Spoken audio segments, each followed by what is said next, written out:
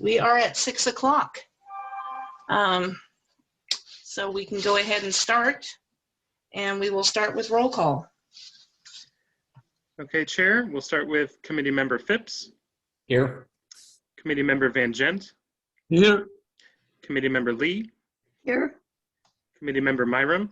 Here. Committee Member Huber. Here. Committee Member Schneider. Here. Committee Member Jones, I do not see yet. Committee Member Peetzold. Here. Committee Member Smallwood. Here. Committee Member Sheldon. Looks like you just appeared. Here. Hello. Committee Member Walker. Here. Committee Member Exner. I don't see yet. Committee Member Hokinson. Here. Committee Member Pulliam. Here. And Chair Malone. Here. And I do see that Chris Jones has just joined us as well. Cool. Okay. I'm going to ask it again, Kathleen, one more time. Conflicts of interest. You want to make your declaration? I'll make a declaration of potential conflict of interest, but like I said, I was on here before. No, never warned about that before. So, yep. Okay. And then the chair will entertain a motion for approval of the minutes.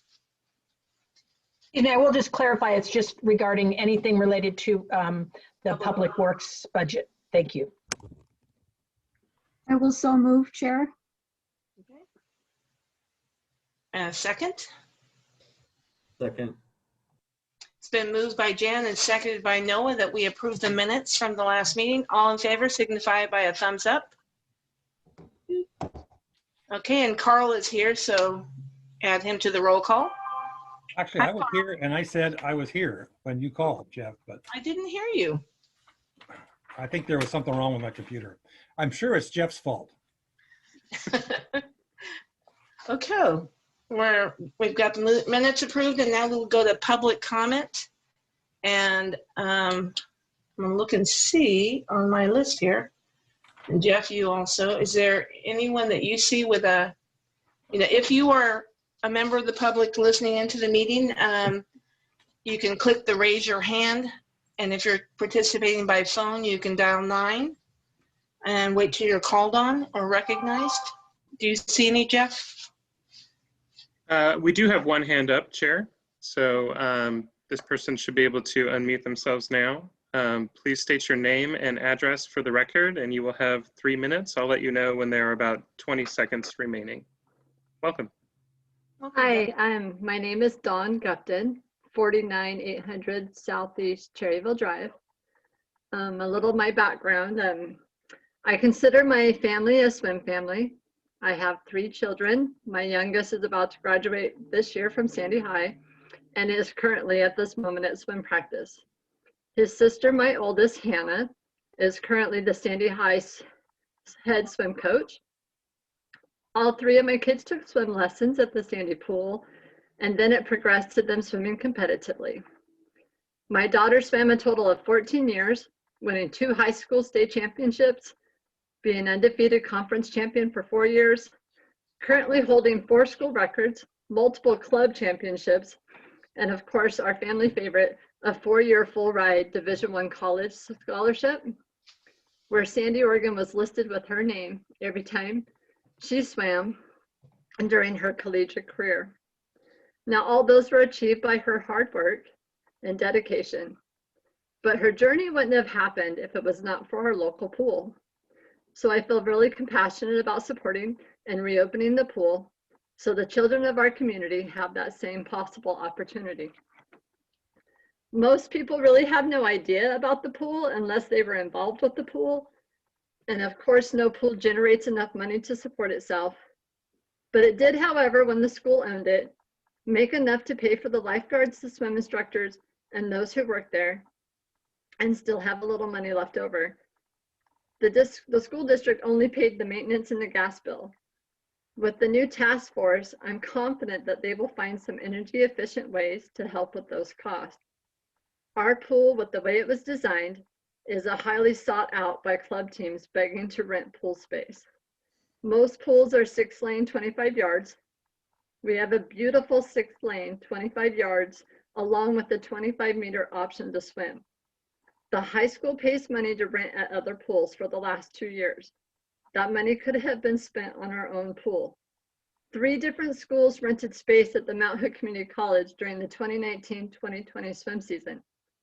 The outside pool, no cover, in the middle of winter, rain, wind, snow, they still swam. And yet our pool sat full of water with no option to use. If the little community of Cottage Grove, Oregon can afford to build a beautiful new aquatic center, why can't we afford some upgrades to get ours going again? People tend to afford things that they want and not always the things we need. Water safety programs should be just as important to our community as bicycle helmet programs for kids. 20 So I seconds. hope that you will consider putting money in the budget to go towards the pool. Thank you. Thank you, Don. Good timing too, and good points. Next, I see there's 4 people participating. If any of you who are participating on your phone and listening want to talk, dial 9, and Jeff will recognize you. Yes, Chair, and it's actually *9 Star 9. for people on the phone. Yep. Or not. So I'll just take a look to see if there are any more raised hands. And Chair, I do not see any other raised hands. All right. Well, we'll have an opportunity to end again. So we will move on to new business, which is the Biennium budget for the Urban Renewal Agency. And I see that we have the members of our Urban Renewal Agency Board here so that we can go ahead and call for the staff report on the Urban Renewal budget. Thank you, Madam Chair. I'm Jordan Wheeler, City Manager, I guess in this case, Director for the Sandy Urban Renewal Agency. Again, like tonight, it's a little bit different than the previous 2 nights. So the first part of this meeting, the Sandy Urban Renewal Agency's Budget Committee is meeting as the Budget Committee. We're joined by Chief Phil Schneider. And then I think Chris Jones from the Chamber of Commerce also joined us. And they both have seats as members on the Sandy Urban Renewal Agency. I will try to be brief because I know we have a lot of business on the city budget, and this is actually just a one fund budget. It's an important one. Sandy is one of the cities in Oregon that benefits from a pretty successful and well-established urban renewal plan and district.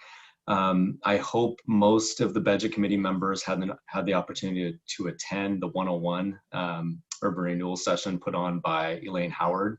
I think that will make our job a little bit easier tonight as staff so that we don't have to cover the basics of urban renewal and tax increment financing and all that technical stuff and just jump right into the meat of the budget.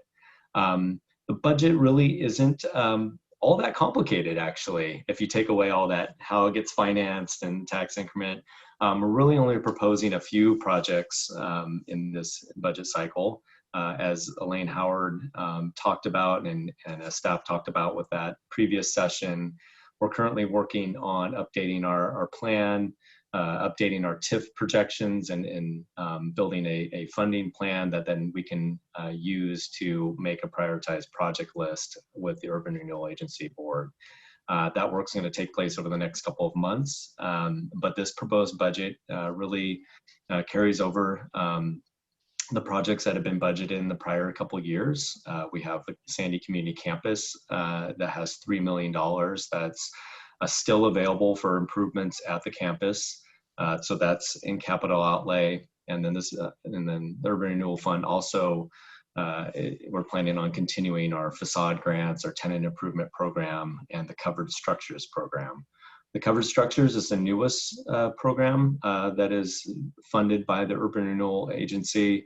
I believe we have 6 approved projects that are working their way at various stages in the development process.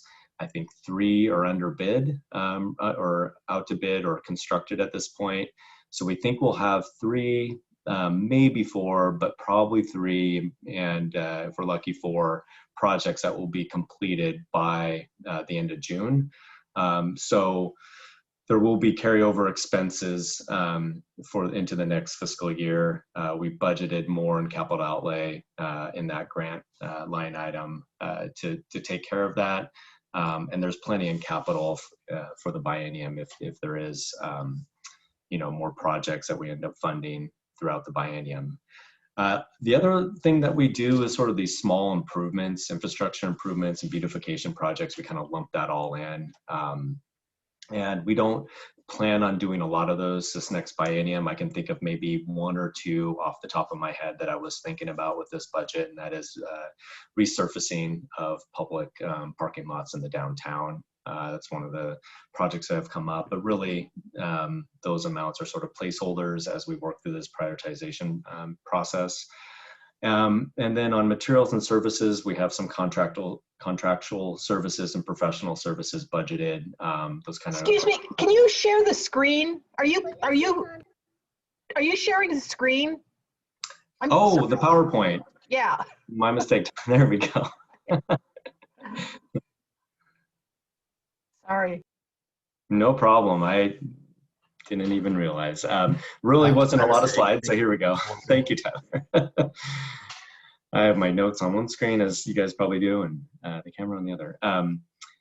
So I'm talking mostly about, I was talking about capital outlay, and then in the materials and services line, the bulk of that, $150,000, is really professional services and contractual services. Professional services are things like updating the funding plan and the financial plan, maybe the work of doing a downtown visioning. We talked about that as an option.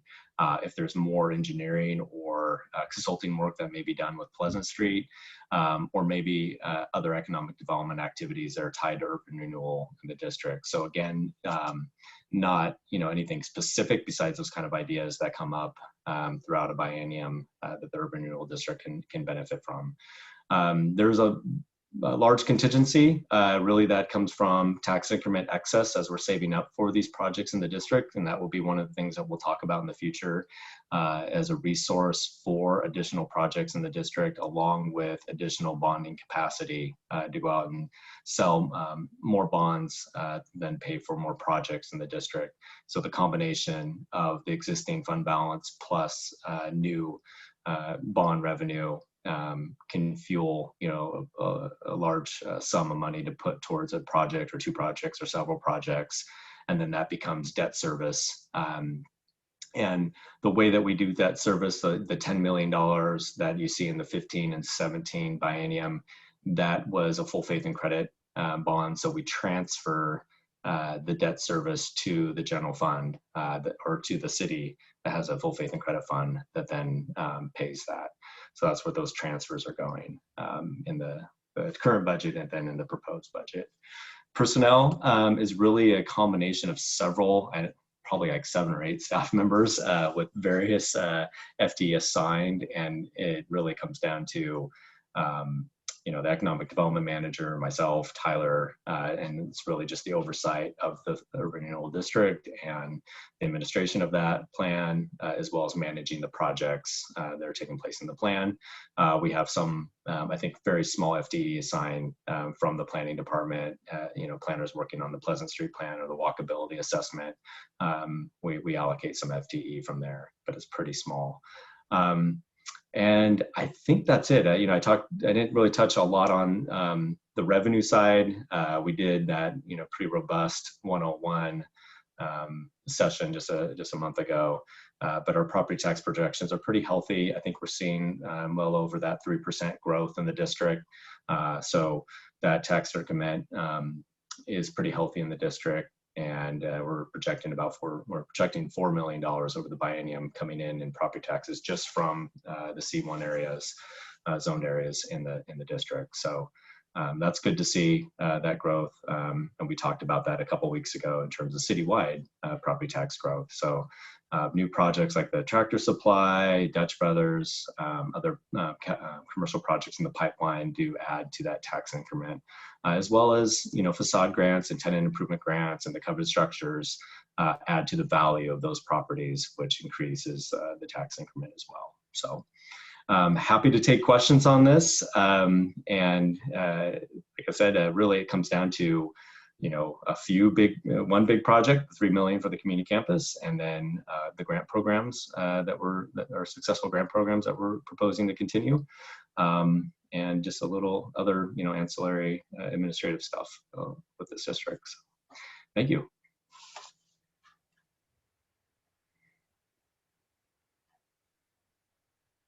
Thanks, Tyler.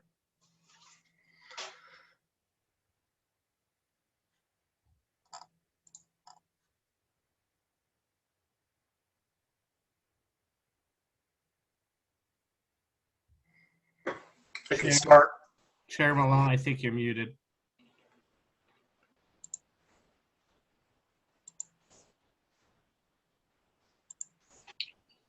Okay, Don. I figured that's what you said, but wait for it to be official. Hey, a couple questions on opportunities here. The first is under contractual services or professional services. There's 100 or 50,000 for those two items. Is anything in here budgeted at this point for a consultant or assistance for the community campus, whether it's pool or the larger campus park and so forth? Because we've talked about the need for some additional consulting to look at OPSIS and really take it to another level of detail. Is that included here, or is that planned to be somewhere else? We've been focused on having those come out of the community center aquatic facility line. So that $3 million, and really because it's going towards a project that's going to be at some point a capital project, development of amenities, recreational facilities, a pool at the campus. So we have, that would come out of the $3 million. Okay, thank you. Carl. Yeah, and I may have to work at getting that hand down, but Jordan, what is the look at the facade project? And we're getting pretty much towards the end. I didn't see a number there unless it was put someplace where I missed it. Where are we with the facade programs? Like I said, we have about 3 projects that we think will be complete on the covered structures. And then we also have the Les Schwab building that was just approved a month or so ago on the painting and facade there. So there's $450,000 that we budgeted for the grant programs. And that would include the carryover of the covered structures. I think there was a couple others that like the beer den was talked about. We have the toll gate, another one that was approved. But so a few of those projects are going to happen on the covered structure side in the summer, and then on the facades, I can ask David to send us an updated list of what he has in the pipeline. But I know the beer den was one. There's a couple others too, but a lot of those come up as opportunities with incentive programs. As a business, if someone buys a building or wants to start a new business, we have that as an incentive to kind of help them spruce up their facility and maybe encourage them to invest. So there's, we could project out a couple years on what we anticipate, but you may get a surprise. Like LaHappy, I think, was something that happened in the middle of the biennium that wasn't anticipated. In the past, we have allocated or set aside a certain amount, and it sounds like we're hoping to just let things come in, and that's a little different from what I think we've had in the past. So that 450 is a conglomerate of a number of different projects, some of which it sounds like is the facade. Is that right? There's no identification of the facade only? Yeah, that's a good question. I didn't parse it out that way because I think in my mind, all of those programs now with childcare, with the tenant improvement program. So there's, 4 sort of programs out there combined within a couple of our main grant programs. And instead of like saying, oh, we only have $50,000 to do tenant improvements, or we only have 50,000, I kind of like the flexibility of saying we budgeted $450,000 for grants. This business needs a facade. This one needs a commercial kitchen. We got a childcare business that needs, you know, some safety improvements, covered structure for a restaurant.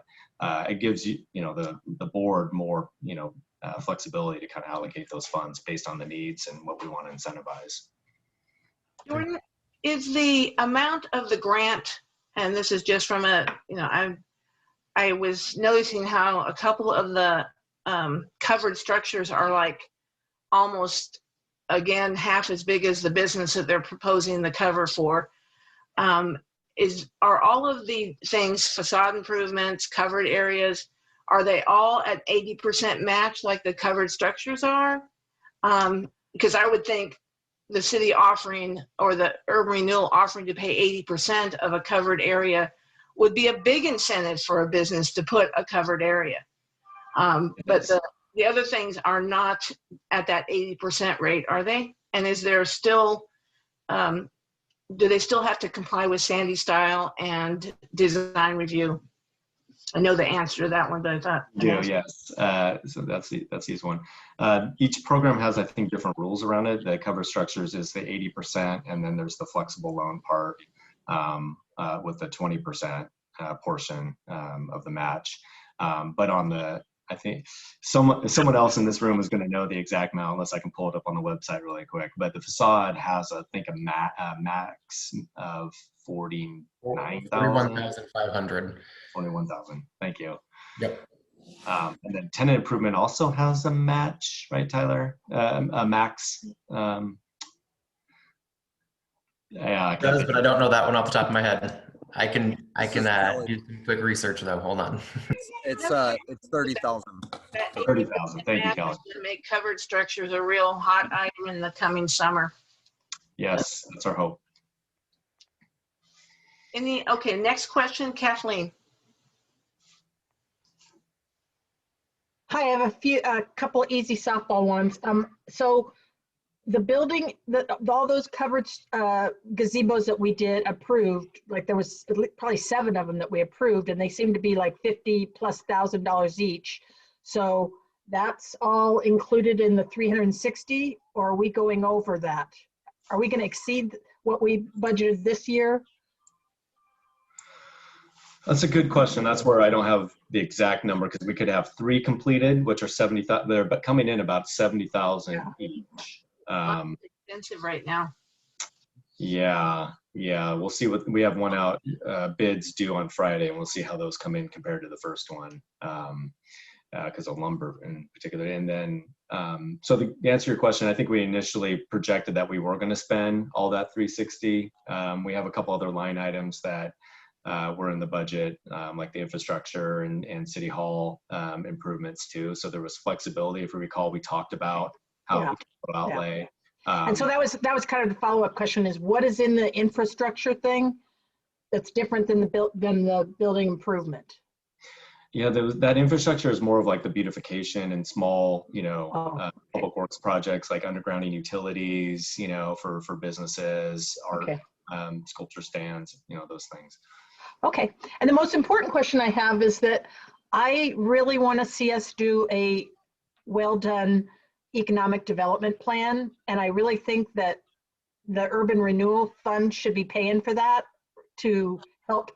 I mean, we've got an urban renewal plan, but I mean, just really focusing in on what, on a few, 2 or 3 selected priorities that we can really, in addition to the community campus. But I guess I'd like to, that whole economic development committee, the economic development position that we have, all can maximize their opportunities and their, success by having something a little bit more developed as far as a blueprint. So I'm just going to put that out there that for the you've got $100,000 for contractual services. I don't know if that's where it goes or what, but Yeah, and then I also, the last question has to do with that, the demolition, the contract that, the RFP you got, or RFQ, for potentially overseeing the demolition of the school buildings and gym was like 189,000. And so I'm just kind of wondering, is that in there? I'm hoping it's not in the $3 million, because that $3 million is getting spent before we even get to the pool itself. So I'm just curious about that part too.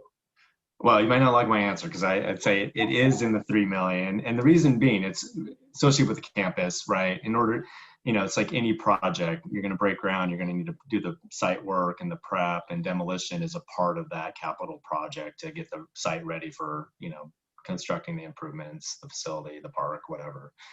So that is where it's located. Now it's, up to the budget committee or the board if you'd rather pull that out of contingency and add capital outlay for, other projects like demolition of the old buildings. But so we had $4,135,000 in there, a couple of years ago at the beginning of the last budget cycle.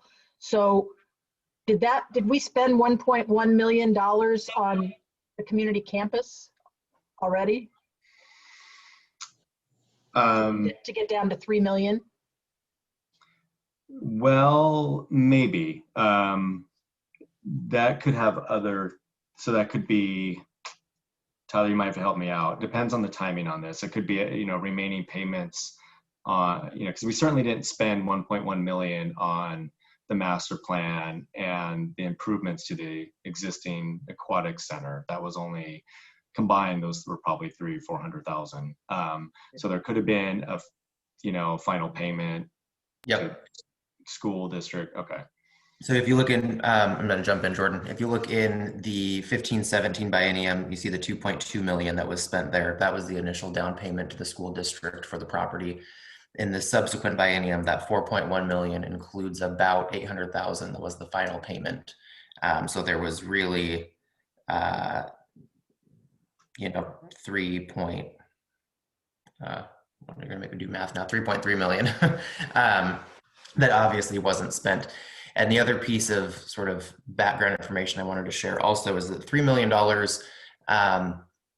is a number that's arrived at by the $10 million bond that was issued, less the amount of money that was allocated to the fire district, less the purchase price of the property itself. So could we make that 4 million and reduce contingency? Sure. That 3 million is really just articulating or trying to show what is left of the bond that, or the full faith and credit obligation that was issued, that is currently unspent and allocated specifically for the community campus project. So there is a dedicated use for those funds. Now within the Urban Renewal Agency, there are additional funds available for, a project that is larger than $3 million, absolutely. But that 3 million is specifically tied to the full faith and credit obligation. Thank you. Dan.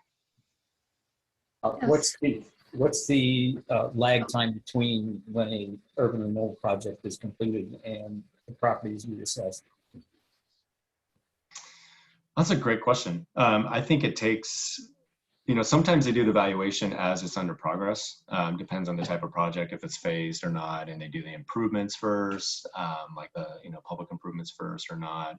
But there is a lag. It's a year or two. And we see that, on the residential side too. Is there anything that we can do to shorten that time period?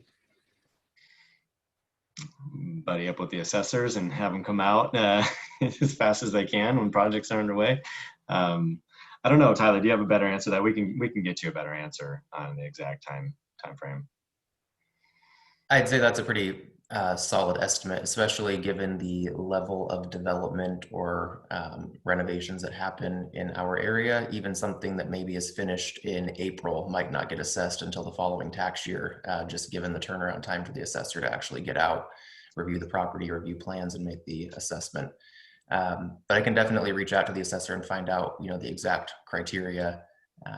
But it's normally at least a year, if not closer to 2, depending on the situation.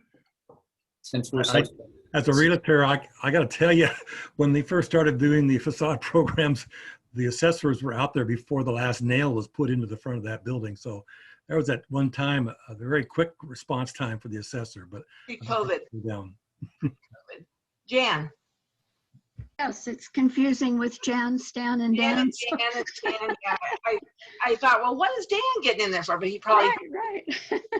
Yeah. But the question I had was, I'm thinking that the extension of the roof area from the restaurants is a result of COVID. And I was wondering if when you look at the expenses under ARPA, if there's any chance that some of that could be recouped under ARPA as a COVID project? It's a great question. That is one of the areas that we're going to dive into on those interim rules to understand that, because business assistance is one of the categories. So if it captures that, I think we would have an argument for it. But I need to read the 151 pages first before I can give you a confident answer. Right. I know you have to go through that, but keeping in mind when you do. The other question I had was a couple of years ago when we talked about the pool rehab, there were certain things that couldn't be rehabbed under the urban renewal, like replacement of some of the equipment. And I'm wondering if you could clarify what can be covered and what can't be. That's a good question. It's one that I think, there is a gray line sometimes, because our plan does have some flexibility in terms of maintenance and repairs and what is actually brick and mortar. So I think when you're putting in something new, and that maybe could be stretched to include replacement if it's associated with bigger projects that is, curing blight or doing brick and mortar type activities, then you could. But we've gotten feedback from our city attorney that, our plan does have some flexibility in terms of those kind of like more traditionally maintenance items, but they are improving the life of the building. You're making an investment into that building, so it's going to be there for longer, and, making it more functional.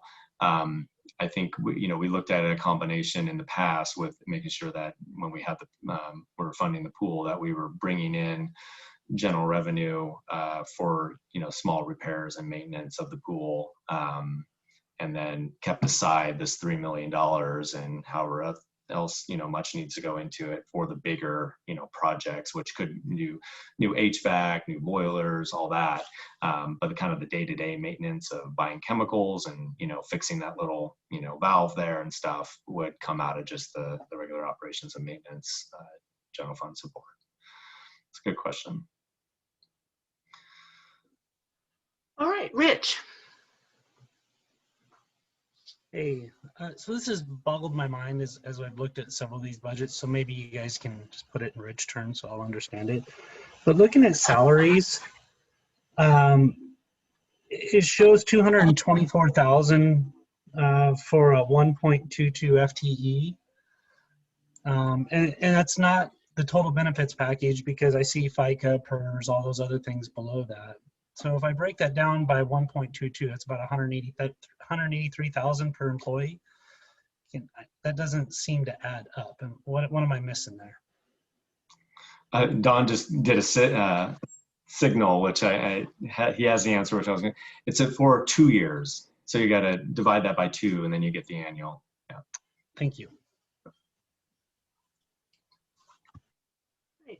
That's also a wide range of staff that's included specifically in this budget, from the city manager's salary, finance director's salary, community development director's salary, and then administrative staff. So it's a very large continuum of different types of staff. Mayor's salary always just says 0, though. Worth every penny, Stan. Okay, any other questions on the urban renewal budget? All right, and as I understand it from prior conversation, we need to rule or make a recommendation from the budget committee while we have the members of the actual urban renewal board here. We're going to recommend this to the city council for approval. Does anybody have any amendments they want to make, or changes to the urban renewal budget? And if not, then I would entertain a motion for acceptance of this and referral to the city council from the budget committee. This is just the urban renewal budget, right? Just the urban renewal budget. Yeah, Thank you. they're sort of standalone because their makeup of the committee is different and the approval is different. And don't everybody speak at once. I'll take it one by one. Does anybody have any amendments to this budget that they want to propose? I don't see any. Kathleen? So yeah, like I said, I would like to see us boost up the, I don't know if it's under contractual services or professional services or whatever. But like I said, I think putting in some money for an economic, a more specific economic development plan to guide this budget is really going to be important. I guess I'd be curious to hear what Stan thinks about that and the other guys that are on the economic development plan. And then the other thing I would also kind of probably suggest is that because, well, I'm throw it out there, is that I think that we've got a lot of leeway with all the contingency we have. And I would like to see another $1 million put towards the community center aquatic facility because there's a lot of, getting rid of the old buildings and all, I can imagine costing up to another $1 million. I don't know how, if the contract to just oversee the whole thing is $189,000, I can imagine the total cost of demolition, quite a bit more than that. So those are my two suggestions. But I'd like to hear what other people think about I would also like to, economic development. whoever we get to do the demolition is environmentally sound and does as much reclamation of materials as possible out of the site. I would hate to see all of that debris from the current buildings that are there just go into a landfill. There has to be, with the cost of materials right now, a way to salvage the debris to some degree. And I think I saw Jeremy's hand up first, so I'll call on Jeremy. Yeah, thank you, Kathleen. I agree with you there. I think the one unique thing about the urban renewal district is in with an economic development plan, which all of this commercial zone is in that. It needs to be spent within that area. So a full encompassing may be 90% of that coming out of that fund and probably 10%. I don't want to speak for Tyler. He's the math genius on this, but just to keep that in mind, I do think that it's been a while, as I mentioned before, since we've had a good one and surveys done, but then also kind of expound on that if we're serious about economic development, including the tourism part of it, as we do see that. So I'd be for that. The dollar amount, I don't know if we have a dollar amount that would, without going out and looking for one, what they cost, but we do know that we were looking at the neighborhood of $30,000 to $50,000 on the other one to do. So I think you mentioned $100,000 would be probably that. So Placeholder. I don't know. I just a placeholder. So I'll let the professionals speak on that. But I agree. So Tyler, would a placeholder of 100,000 you think be adequate for a assessment or a full-fledged renewal of? That's a great question. I have not seen what the cost of a project like that, what that looks like exactly. Committee member Pete Sold is correct that we would have to allocate it out based on, if it's an economic development plan for the whole city and only 80% of our businesses are within the urban renewal district, then only 80% would be paid for with urban renewal dollars. The rest I would would be assume a offset. professional would know how to do that. But if you put the placeholder in for 100,000, then the council could decide at some point whether or not, if that bids come in much higher, they could decide whether or not to go forward with it. But as long as that placeholder is there from the budget committee, then at least it can be considered by the council and the urban renewal board at the time. Chair, Yes. I don't mean to cut in line. Maybe we could just include it as a budget note with a recommendation from the budget committee to fund such a project. Just an idea. It's a different budget though. I mean, it's urban renewal. You could put it in as a placeholder, but Well, I mean, it would be a budget note for whether it's the Urban Renewal Board or the City Council to consider, just as a budgetary note that this is a project that the Budget Committee recommends that the board fund into the future. It's just an idea. So could we have a motion to that thing so that we could get a count of Budget Committee members who approve of it and not just people who are going to be deciding it later anyway? I so move, okay, good point. So, yeah, so Jeff, you want to take a roll call of people who who agree with putting a budgetary note in there that the Budget Committee would like them to consider that as a budgetary note from us? Okay, Chair, we'll proceed with a roll call vote. Committee Member Phipps. Agree. Committee Member Van Gent. Okay. Committee Member Lee. Yes. Committee Member Myram. Aye. Committee Member Huber. Agree. Committee Member Schneider. Yes. Committee Member Jones. Yes. Committee Member Petzold. Yes. Committee Member Smallwood. Yes. Committee Member Sheldon. Yes. Committee Member Walker. Yes. Committee Member Exner. Agree. Committee Member Hokanson. Yes. Committee Member Pulliam. Yes. And Chair Malone. Yes. I love having consensus and unanimous votes. That's nice. So the other thing that was proposed is adding some extra into the community campus beyond the 3 million that's currently bookmarked there. Do you want to do the same with that, or do you want to actually, Don?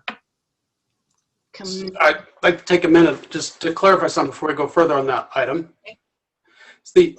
My understanding, because this is a closed fund, if you will, all the money comes into it, all the money goes out of it, that the differentiation between line items is largely superficial, meaning we balance to the bottom line. Is that correct, Jordan? Not in urban renewal. Okay, so it's line item? Yeah. Okay, thank you. Not line item, it's category. So personnel services, materials and services, capital, transfers, contingency. So within all of the capital line items, we can move money around for specific projects, but capital cannot exceed X. And on our handout, is capital called? Okay, summarize. Thank you. So if we move 3 million to 33.1, we increase capital. That's what we're saying. You would move 1 million from contingency to capital outlay. Okay, thank you. Carl. Yeah, from my viewpoint, I'm not sure that we know what these kinds of things will be costing us. I'm a little hesitant to add 3 million or add more to the 3 million. So I'm inclined to just say I'd like to see the 3 million stay as is.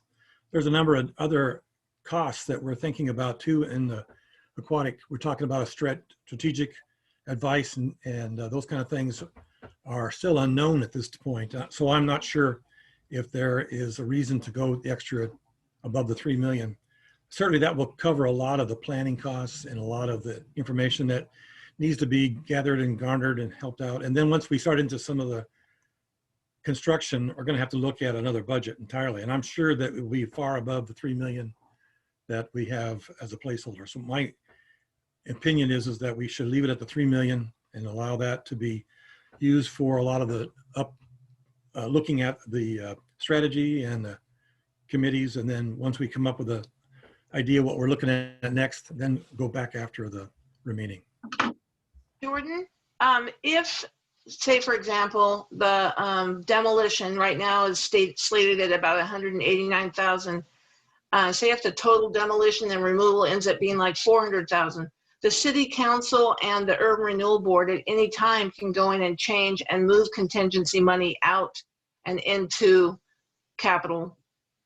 As long as it's not over 10% of the total fund, the changes to the fund. And then it's just, you have to do an added, notification and have a public hearing. But yes, you have that flexibility. It's doable. Okay. Lori.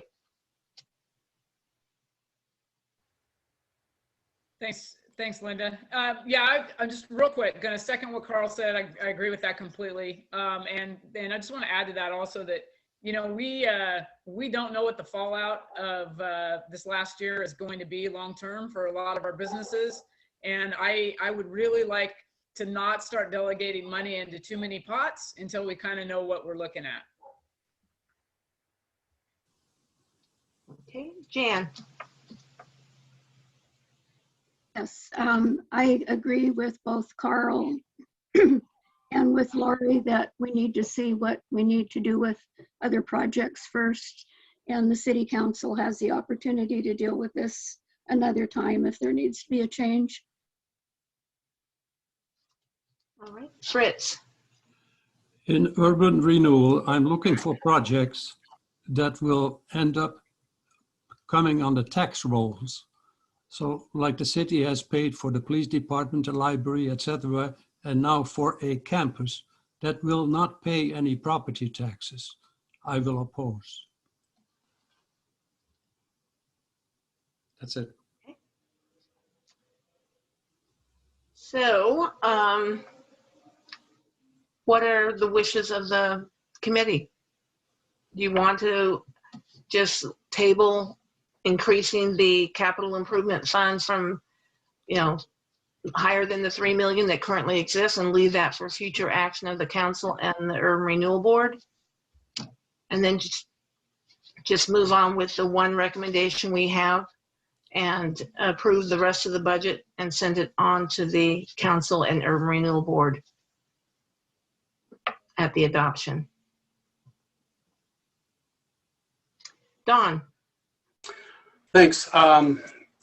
You guys know I'm very pro pool, and so this may seem counter, but I actually agree that, you know, there's a large sum of money there. We don't know how it's going to be spent, so and we have the flexibility down the road to move things around. So I'm fairly comfortable with that. To Fritz's comment, I just wanted to point out that if we raise the value of a central part of town, whether it's a library, even if that building itself isn't raising taxes, it's raising the value of the buildings around it and hopefully those businesses. So in my mind, they're still worthwhile urban renewal investments. I understand that they're not the, you know, hitting exactly, but they're close enough. They're going to lift everything around it. It'll float up. So for me, I support that. And I'll let Stan make the motion. You know I love these.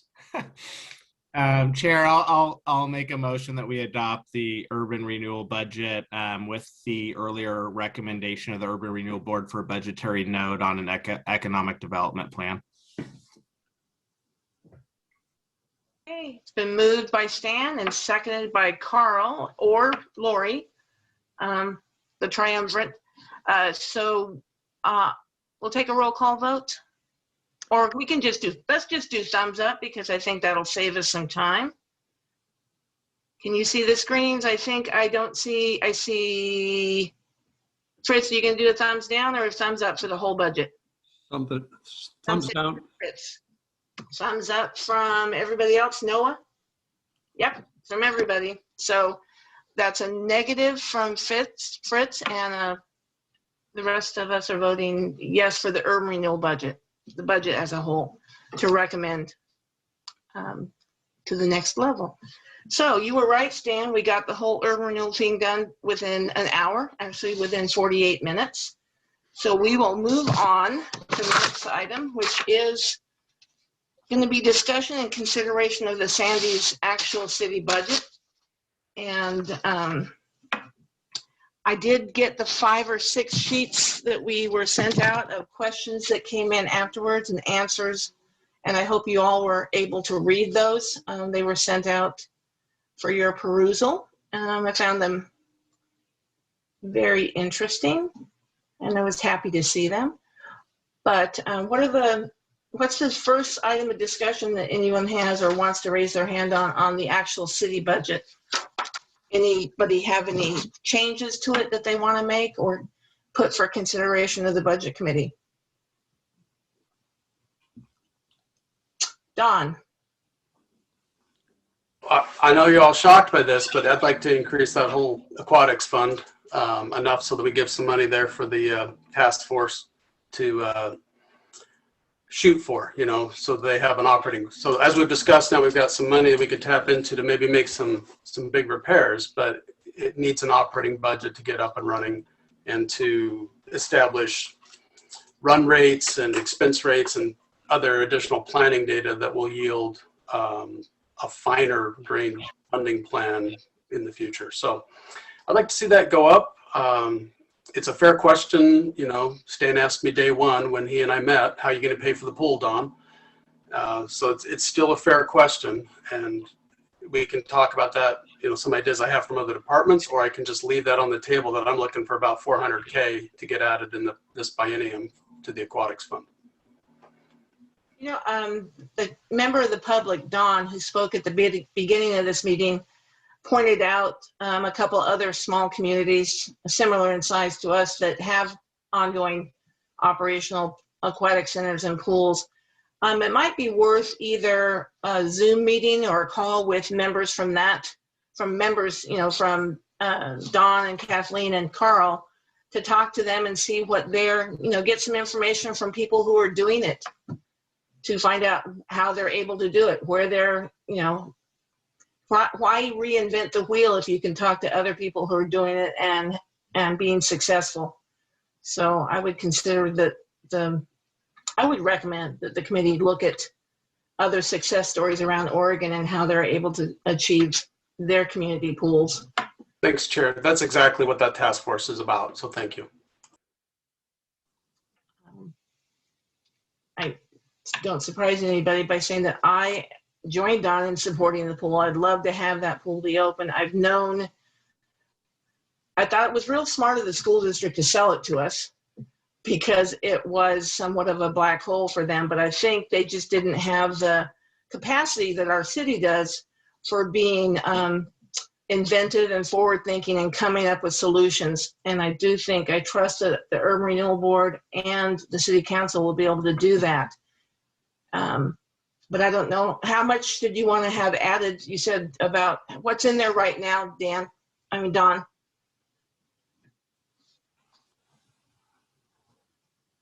Do you know? Or Tyler, do you know? As far as a general fund commitment to the pool? Yes. How much is in there and how much does Don propose increasing it by? There's currently 160,000 allocated from general revenue to the aquatic center for the upcoming biennium. I believe committee member raise that by 240. Indicated 400,000 is what I heard. Okay, so 240 more. Okay, I will. We'll move on to the next person talking, and we'll come back to that. Don, Noah.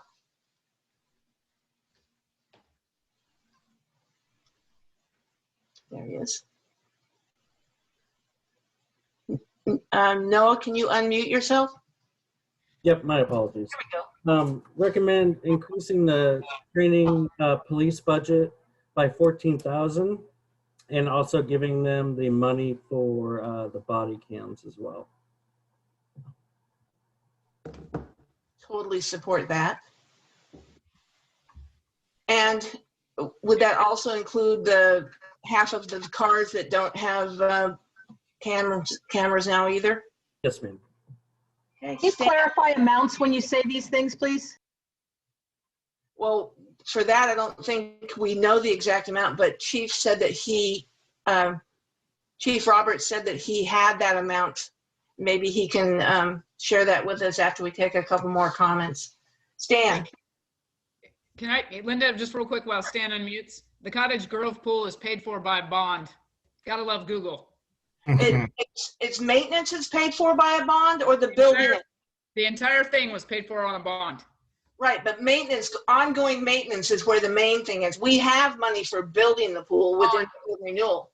It's a bond.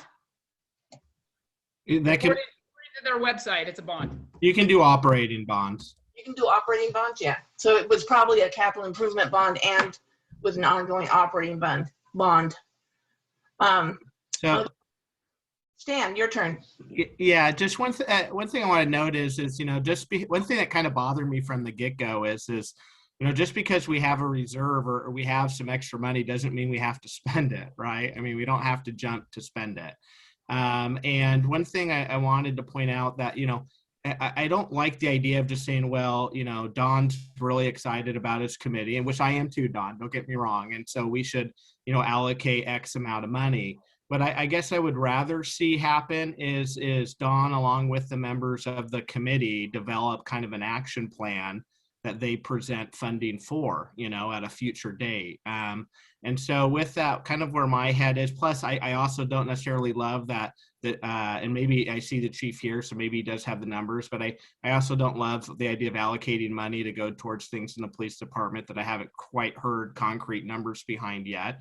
And so if we don't have those yet, maybe something to consider is again, adding a budget note, with a recommendation as to kind of where generally we would like to see the council direct these funds, and then maybe perhaps even put them into council contingency for Councillor Hokanson and his, and that committee to put together some kind of action plan proposal for the council's consideration at a future date.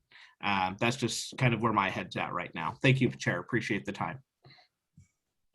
Chief, it's been proposed that we add an item into the budget that would cover putting cameras in the cars that don't have cameras and body cams. And you had said at the last meeting when you did your presentation that you had a rough figure of what the cost of that would be. Thank you, Chair Malone. Yeah, I did have, well, not only rough figures, but quoted figures that I sent to through the to the financial director Deems, and he had those, and I thought those were going to be distributed. So I'm not sure if those were in there or not, but there's exact figures in there for each portion, including the cars, and the camera systems that we had quotes done for. Yeah, that total was sent out in the April 30th memo. On page 3, it would be approximately $71,000 to furnish the remaining vehicles with the dash cams and purchase the 8 body cams that would be rotated with the officers. So that's the total amount, $71,000. Correct. That's just for the equipment, and then that doesn't. There's a different figure for vehicles, for replacement of vehicles, and that's in there as well. Just to let you guys know. Right. The vehicles was a different line item than putting cameras in the vehicles. And yeah. So Chair, real quick then. So what is Noah's kind of his recommendation? Is there kind of a price tag, so to speak, to that? Yeah, so it'd be with the cameras and the training, it'd be $84,000. Thank you, Noah. Appreciate it. So I don't know if we want to, if there's a proposal and we want to take it line by line, or Well, I would make a motion, then you can carry on the rest of the hands up. But my motion would be to adopt our Sandy City Council budget as proposed, with Noah's motion of I think it was 81,000 or whatever that figure was to go towards police, and the remaining to be added to council contingency with a budgetary note that we'd like to see a large portion of those funds go towards an action plan for the Aquatic Center. Okay, it's been moved by Stan, seconded by Lori, and I have a hand up from Kathleen. I thought we were doing hands and raising hands and stuff, so people are jumping the shark there. I think it's important to have a little more discussion about the different budget items. We're not done. There's a motion on. I haven't called for a vote of it yet. And I do see that Jan has her hand up too. So I'm just saying that, okay. I would not ram it through, Kathleen. I'm gonna. I know. And I don't know if it's my turn, but I'm gonna go. So one of the things that, that got asked in the questions, but that there's like $160,000 of utilities and insurance being charged to the pool. And there's no insurance or utilities being charged to IT or the SandyNet folks. And I've been in their office, it's toasty warm in there. And so my first thing is that I think they need to be backing out, at least $100,000 worth of utility and insurance charges and charging it to the bunker building, because that's the only thing that's kind of operating. The other thing is operating at a very minimum basis. And I think that we need to they need to be paying their fair share, since they're, a utility that's making quite a bit of money and not be dumping those $160,000 costs onto the pool. So. Good point. Jan. Yes, I would propose that we include in the budget the 67,000 for the cars and the 71,000 for the cameras that Chief asked for. Safety and accountability are two of our highest priorities, and we should serve those. And if it turns out that ARPA funds will cover some of that, then move that back to contingency later. Carl. Yeah, just start off with the easy stuff. I'm in agreement with the police. I think the cars as well as the cams, both cars and the personal ones, should be included in the notations. When it comes to the $400,000, that's really just a placeholder in my mind. I think it's 260, I think, would be above what that number is. I am so excited about getting a pool back up and running, but this $400,000 allocation commits us to doing that, opening it up the last year of the biennium. And now I'm not so sure that we're ready to do that yet. So I would love to be able to see that, call it $400,000, because it might be more, it might be less. Just as a placeholder, as the committee has a chance to present something, we might build a new one. It might be prohibitive to do that in this next biennium because there are so many repairs to be done. So to me, the 400,000, as much as I want that pool, I have grandkids coming this next year and I really want them to learn how to swim. I would say we need to call that a placeholder, not just an assumption. And we need to have that worked out with the committee before we can say that those are absolute numbers. But again, I'm thinking the last half of the biennium. I'd love to see us open that pool back up again. Just look at all of the comments that have been coming in the last month.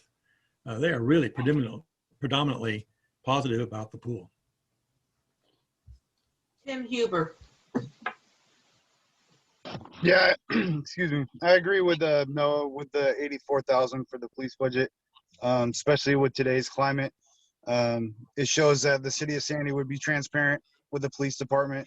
And the chief also said that the officers would feel better if having it kind of as a backup, you know, showing their work if something bad happened. And then as for figures, I don't have figures in front of me, but for the infrastructure, as Sandy grows, I believe he said that the roads were at 85%. And then the degradation of that, you know, as Sandy gets bigger, we're going to need to keep up on those roads. So if there is a contingency set aside to help with that proposed budget, because I believe he said that the budget was only going to take it to 85% grade. Having good roads is going to be important with the growth of Sandy.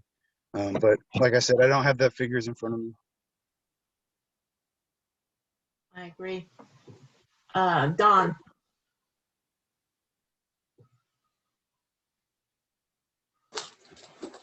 Thanks. I think given how we left the last meeting, Mayor, we said we were going to have this discussion. I think the motion's a little premature, given that we had a lot of public comment. We haven't had a lot of discussion yet other than for opening statements on some of these items.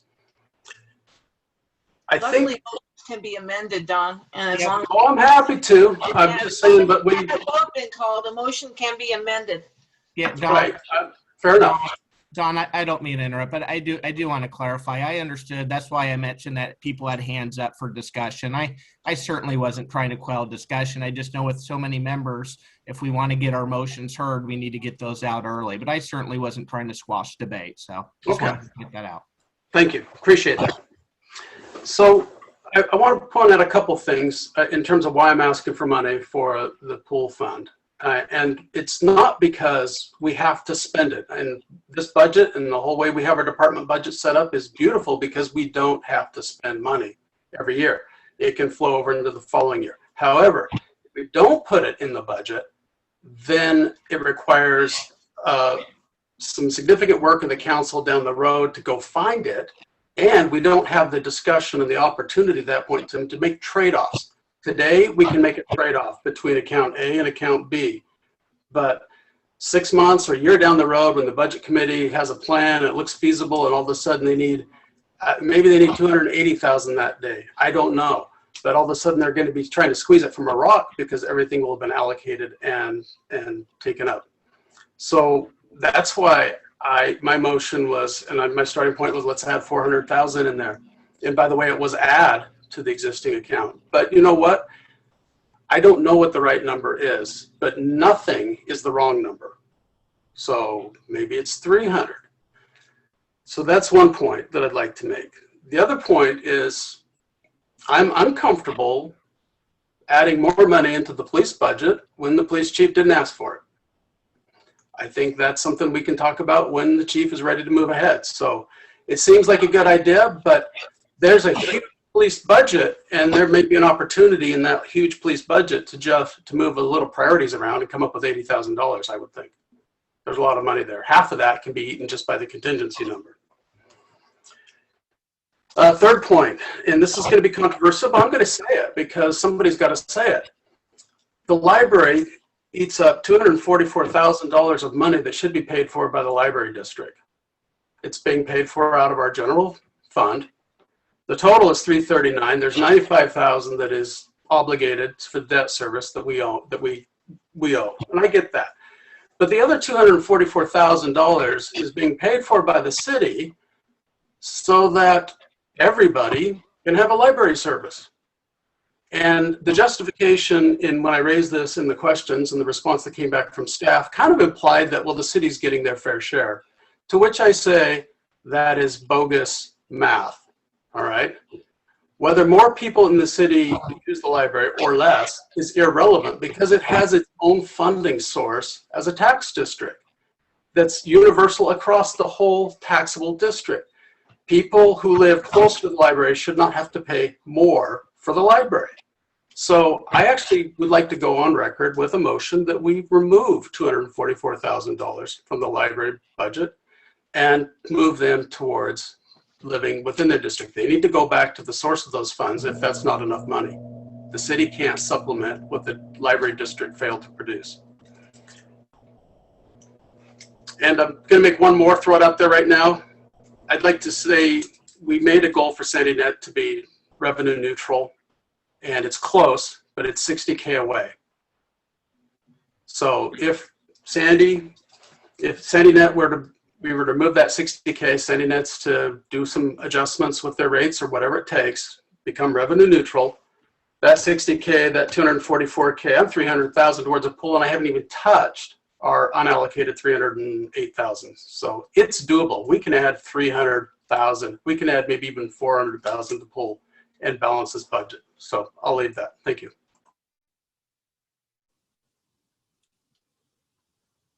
Kathleen. Hi, thank you. So I can go along with the increase for body cameras and things like that. One of the things that we talked about last budget season was getting some red light cameras so that we could be, helping deal with all the red light runners there in town. And that would also have the added bonus of raising some revenue for these needed expenses that we have: vehicles, body cameras, car cameras and things like that. So we all talk about this cost recovery, and I really want to see the law enforcement. I support them completely. They do an awesome job at what they do, but I want to see as much potential cost recovery there as we can. We informally, in 15-17 had like $409,000 in municipal fines, and now it's we're only estimating something like quite a bit less than that. So I think we can kind of increase cost recovery in the way of red light cameras, and also I'm going to be bringing it back up, but the amount of money that we're getting reimbursed for the school resource officer, I want to see that go up by at least $50,000 that we're charging them, because as we said, we're not even getting the 50, the target was 50% of costs, And we're not covering anything near 50% of the cost of that, of those 2 officers that we have. So those are the things for the law enforcement. And again, it's not that they don't do a great job, they do. But if we're really going to be providing law enforcement for the entire Oregon Trail School District, which by the way, I do not agree with, and I do not think that was ever a mandate or anything that the city council decided on, I think we need to hit them up for some more funds immediately on that. The second thing I would say is the parks budget. As you know, that the parks capital is mostly SDC funds, and we do not have the ability to pay for, say, you know, a broken swing set or putting in a new swing set, replacing a swing set at Tupper Park. That cannot be paid for by SDCs. It has to kind of come out of the parks operations and maintenance buildings and grounds budget.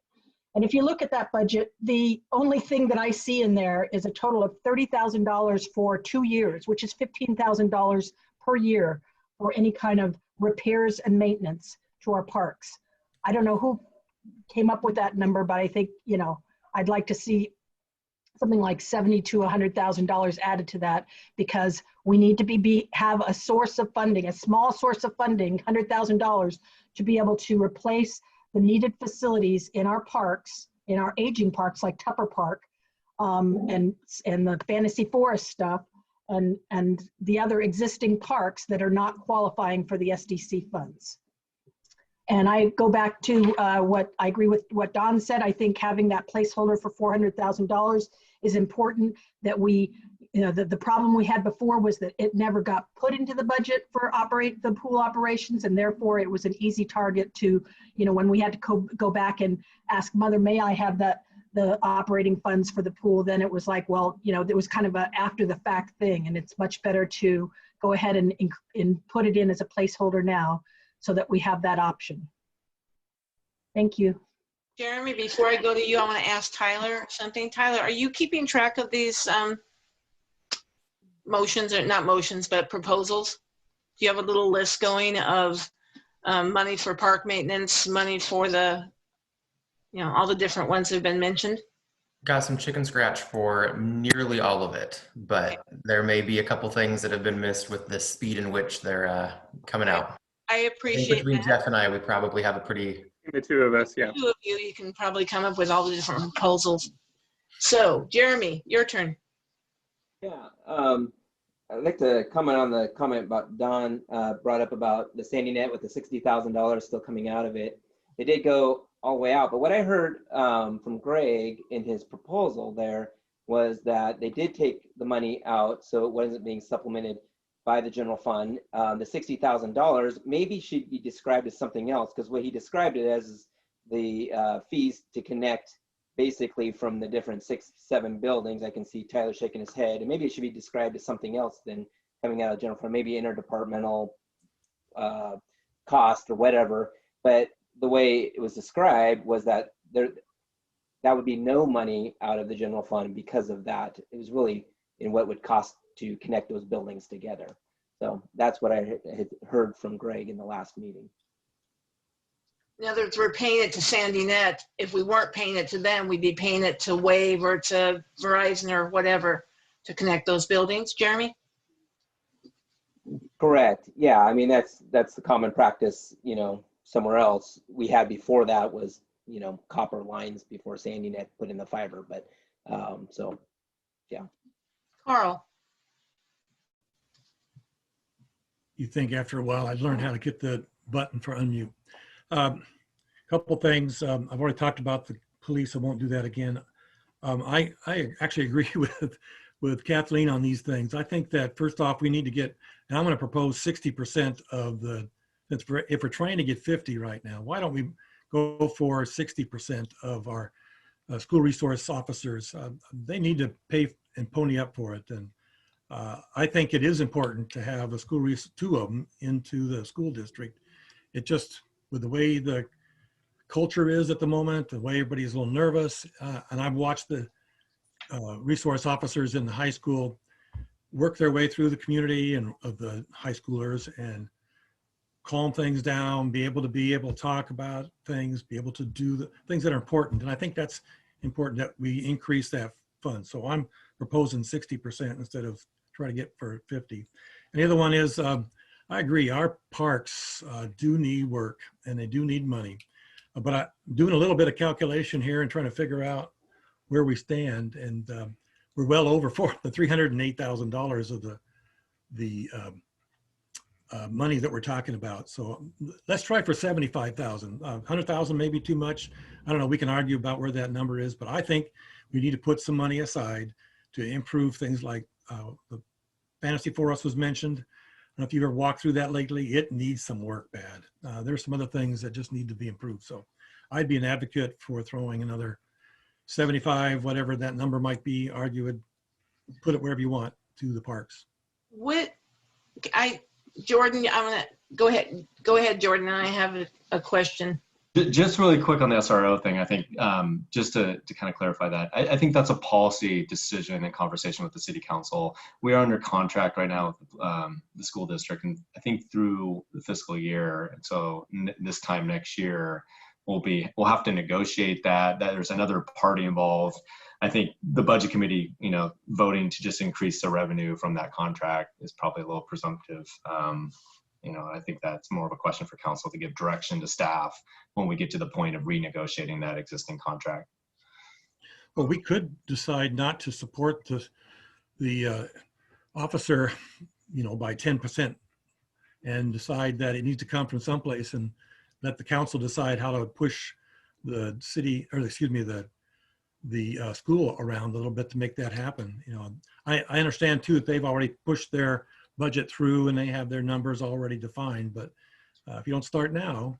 But as Jordan said, Carl, it's going to be a decision by the council when that budget is done and the renegotiation starts again. As far as the parks thing, I know that for streets, and council can correct me on this, for streets, we do an assessment to find out which roads need the most work or where the money needs to be spent. Do we do a similar thing for our parks? Do we have a similar inventory of all of our parks? I think we're up to 17 or more of them now. Do we have an inventory that says this park is going to need more bark dust pretty soon, or this needs painting, or this needs refinishing, this is missing some railings? Do we have a similar assessment of all of our parks? That is a great question. I don't believe so. And I think with the Parks Master Plan, we went through an inventory of all the parks, but we definitely need a capital plan for just parks, and especially with the number of parks that we have with all the playgrounds and the community parks now, there needs to be that work. And so coming out of this Parks Master Plan, I think that's like the next kind of planning. How do we then implement just existing maintenance? So I do like that. I think it's a great goal to increase that budget.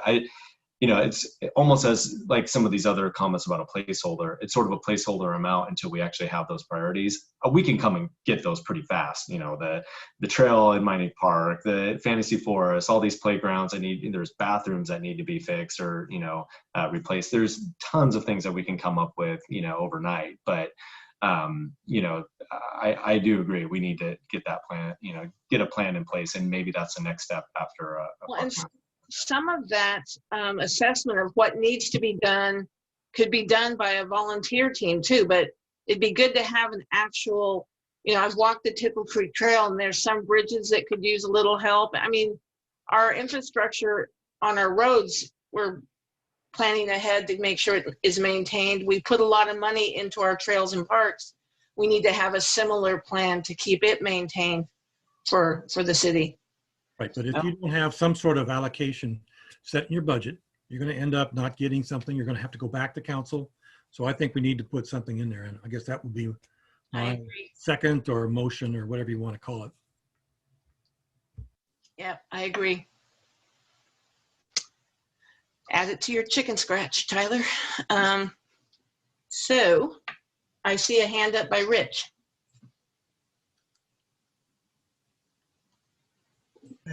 Excuse me, sorry. So I was gonna go on the police thing there a little bit. I won't beat it up too much, but I did hear the comment that we don't have to necessarily, that we can go down our own little defund the police thing in hopes to hold it hostage to the school.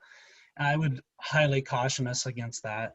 I think there's a lot of value. I'd be curious to Ernie if he could find out exactly how much of our time resources are spent within the city.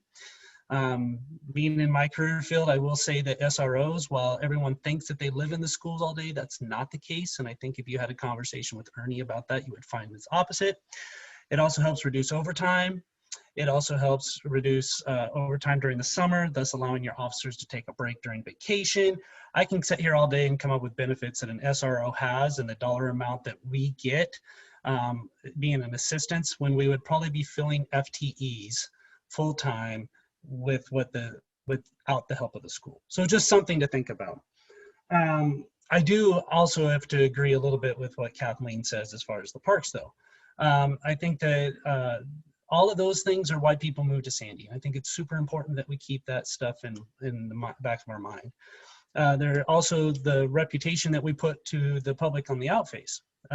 So if we can't maintain that and allocate the money that's needed to maintain it, we shouldn't build the infrastructure. And we've already built it, so therefore I think we need to fund it, and we need to fund it properly.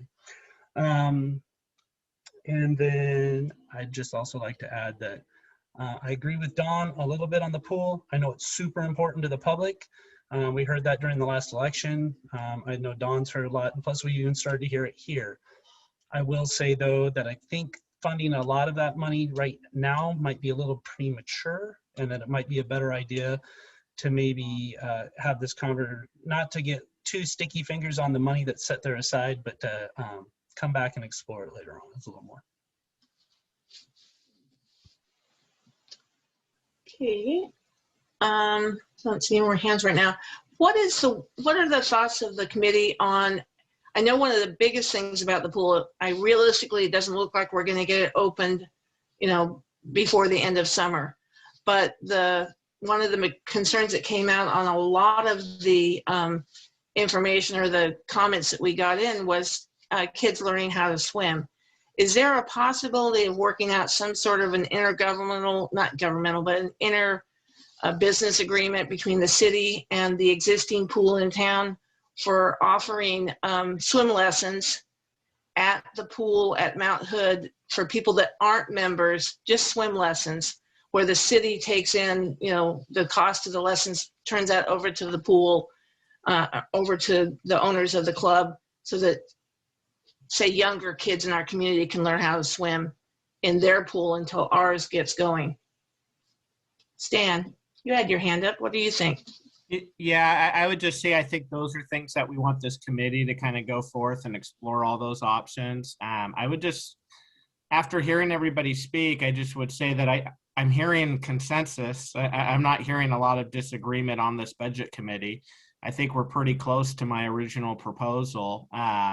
And we do have a second on the floor on it. What I would ask for is before we go to a vote on that, I'm looking at individuals like possibly Councillor Walker, but I know there are a couple items. Maybe look for an amended motion of what I put out there. My motion basically said that we would allocate money into the council contingency fund for Councillor Hokinson's committee to come forward and put together a proposal for council to look to fund. Along with, funding the police funding recommendations.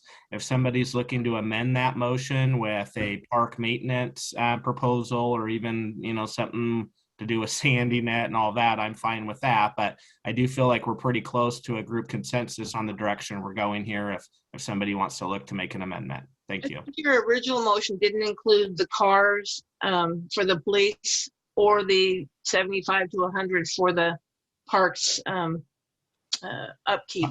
Well, I'm certainly in support of all of that. Yeah, so I would look for an amendment with those additions, Chair. Thank you. The original motion, Jan, had the 81,000. Do you want to include a motion for the 63 for the cars? I would, but yeah. Yeah.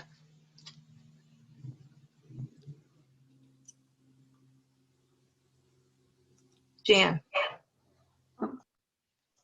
Yes, I was going to suggest that we do the cars, the cameras, 75,000 for the parks, and insist that we get an inventory as a result of that, and maybe just add 100,000 to what's already listed for the pool. So there's some money to play with. That would bring it up to 340 instead of 240. Okay. Is that the extent of the motions that, I mean, to me, that's about what we covered. Tyler, do you have anything else on the list?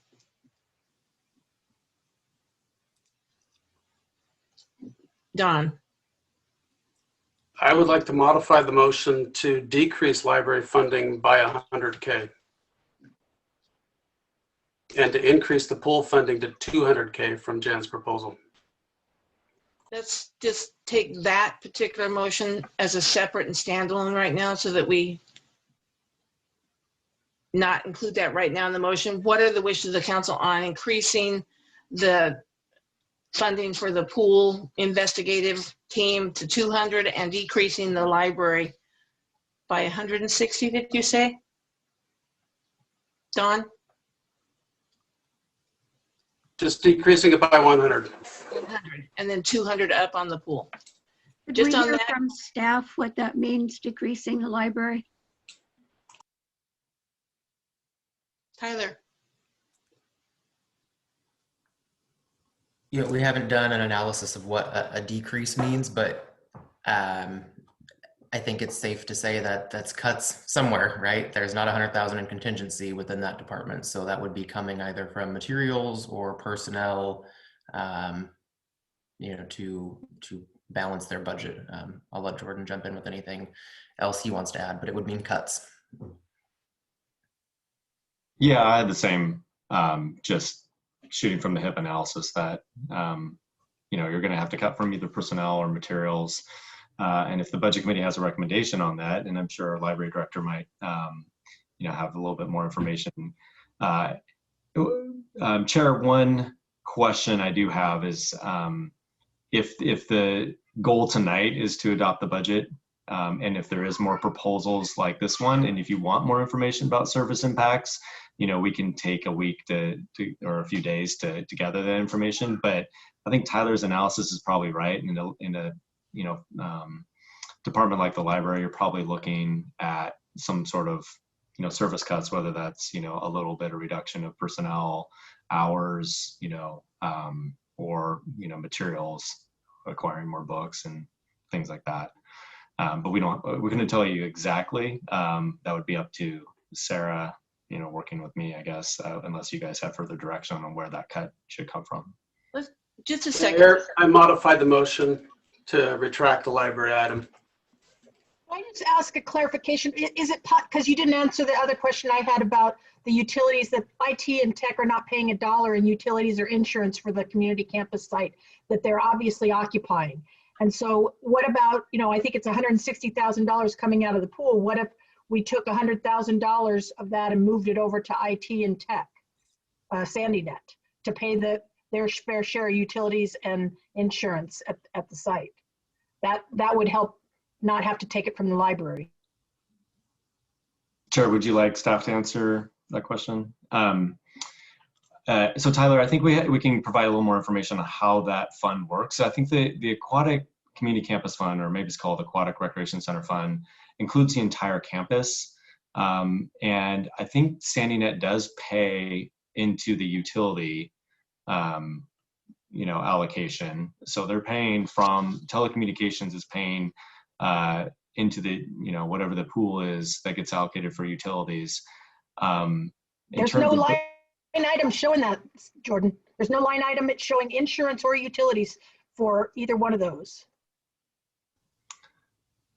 Line item in aquatics or in telecommunications? In telecommunications. On page 88 of the paper document, that's the requirement detail for the telecommunication fund. And there is a line item for utilities budgeted at 20,000 for the upcoming biennium, and insurance budgeted at 22,500. The insurance, in a condensed version, the insurance for property and liability is based on an allocation based on square footage. So SandyNet is paying a portion of the insurance of the total square footage of that building. They operate about quarter or so of the bunker building, and the bunker building, I don't have my spreadsheet in front of me, makes up, you know, X% of the total campus square footage. They're paying an allocation based on that square footage representation. As far as utilities go, quite frankly, the metering of all utilities is sort of a disaster on that side of property, as you can imagine. So we have a rough estimate. It's just under $5,000 per year that they pay for utilities. SandyNet also, about 2 years ago, I think it was, upgraded to a ductless HVAC system within their area that was paid for out of their own budget. That was not paid for out of the Aquatic Community Center Fund. So, you know, as far as utilities go, it's probably not perfect, but it's our best shot at getting a good figure, given that we can't meter. And in the existing scenario, we can't meter or don't have access to meter just that one level of that one building. It's kind of a hodgepodge of where pipes are ran and that sort of thing. So staff's short response is that yes, they are paying something though.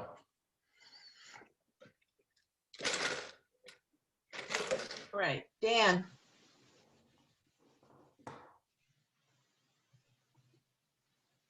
I'm seeing 11 specific things that have been proposed.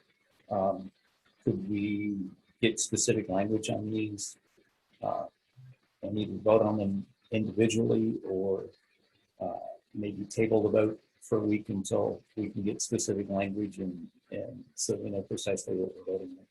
Because it's a little complex at this point. I agree. And those 11 items, Tyler, you have those 11 items. I think one of them was retracted, the one about taking money away from the library, correct, Don? That's something I'd like to keep in, so that would be something that. So Dan's going to keep in the deducting 100 from the library. And that's part of the 11. You want to tick them off for us, Dan? With the 11 you have down? I've got cameras for the police vehicles, body cams for the police, vehicles for the police, the increase in funding for the pool committee, SandyNet being revenue neutral, the SRO, and on that one,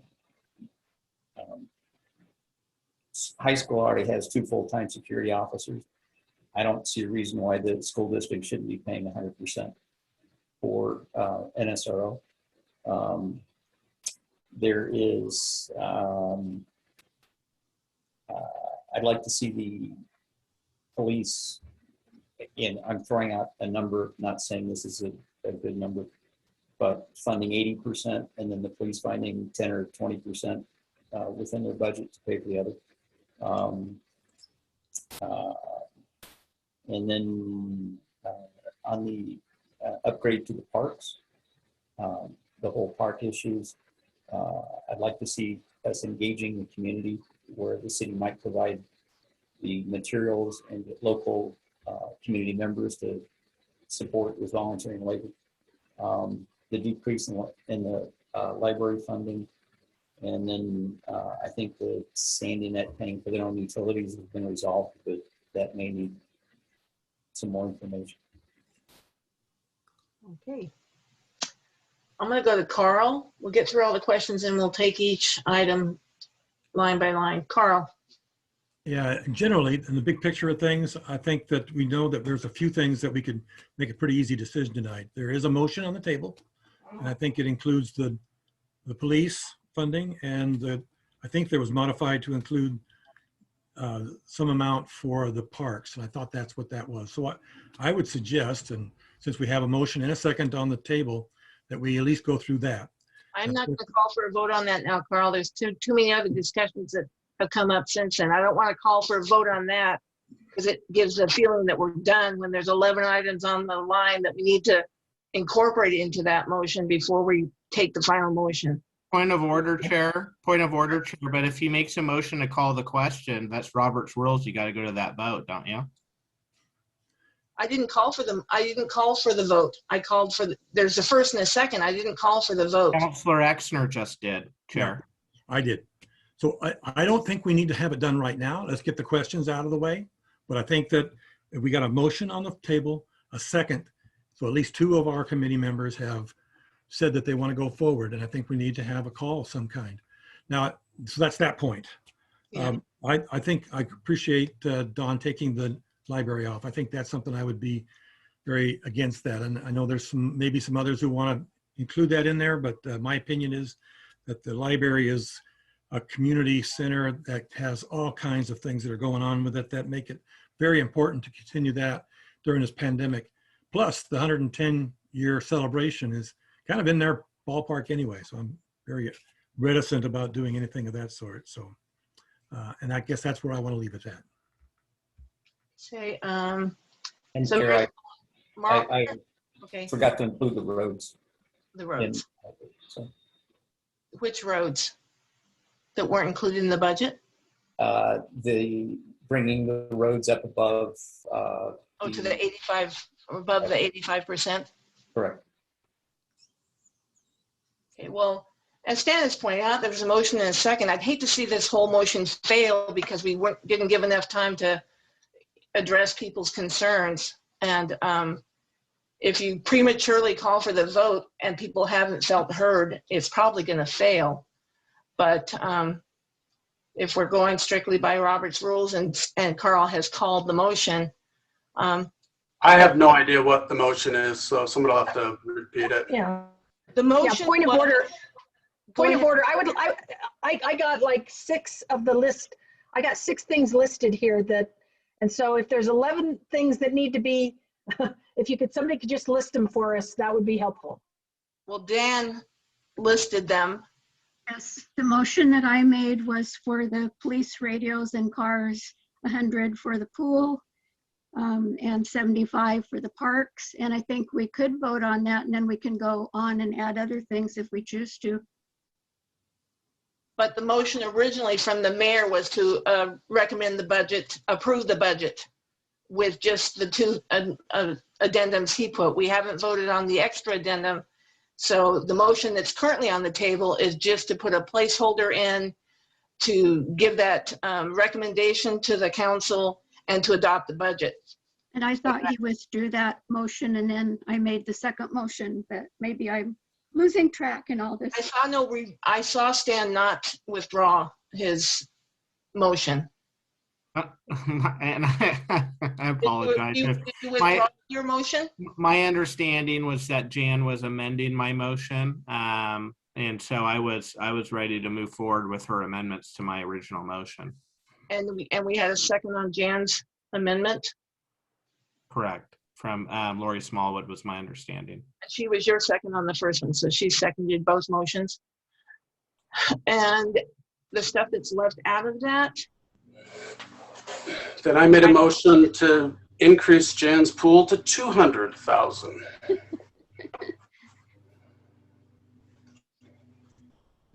I can. There is no second for Don's motion, though. So I think we need to take them in order. But let's get the conversation completed. Okay, I'm gonna go to Noah. I have two hands up right now, 3 hands up. Noah first, then Rich, then Stan. Yeah, just a point of clarification. In addition to, for the police, in addition to their cameras and vehicles, I also allocated an additional $14,000 for training for their officers. That's enough for each officer to have 2 trainings, or a training each a year, in addition to their state mandated training. That I think is essential.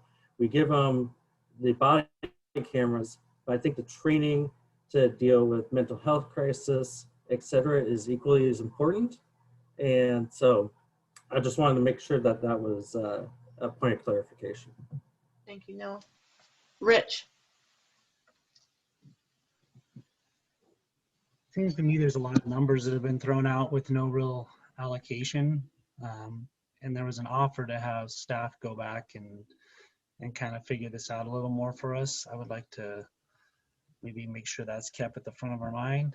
Even with police vehicles, I'm hesitant to just throw money at police vehicles. I think maybe allowing Ernie to come back with Chief Roberts to come back with a better plan or something to present, besides just throwing money at it, which kind of feels like that's the direction we're heading. So,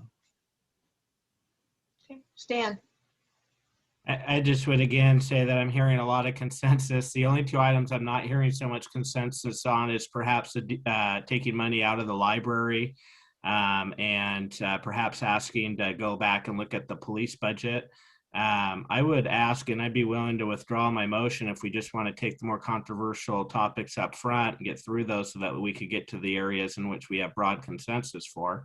If we want to do I guess will withdraw my motion and make a motion that we vote whether or not we want to take the money out of the police department, out of the library, so that we can at least get through that issue.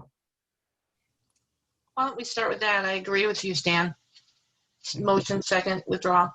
Can I get a show of hands of people who are in favor of taking money out of the library budget?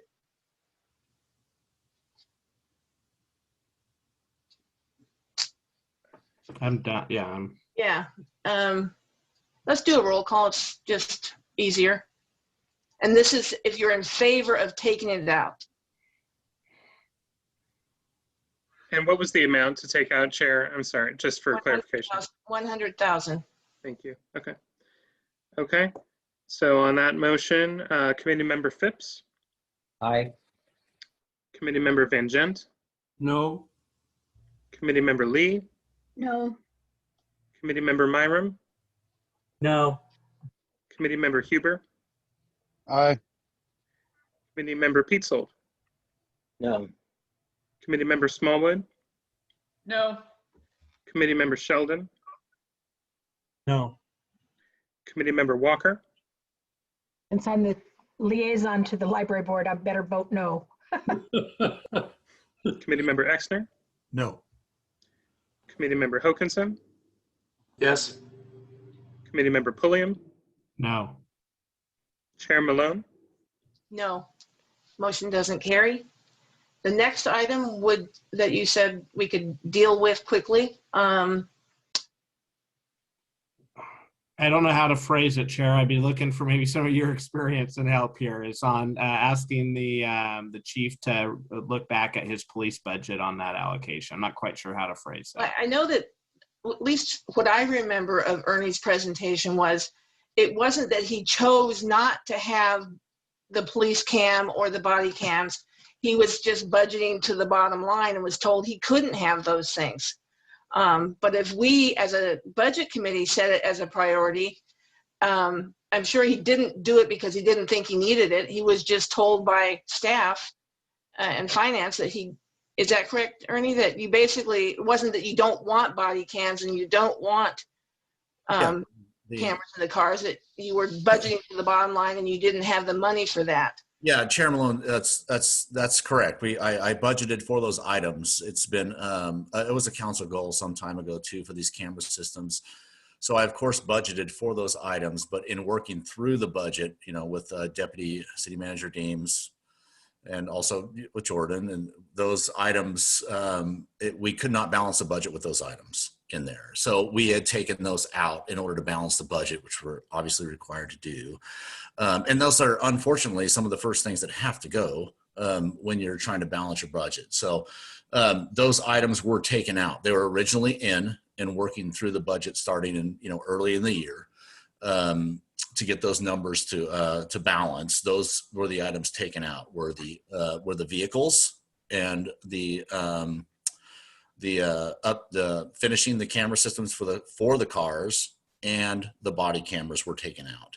Now during the budget process is when we had gotten quotes for those items from these different companies, and we've done quite a bit of research on those that integrate with our own already systems, and we had involved IT with that too. So that's the quotes that you had gotten from Deputy City Manager Deems for those items. But yes, in short, those were the items that were taken out, but we did budget all those items, but it didn't balance.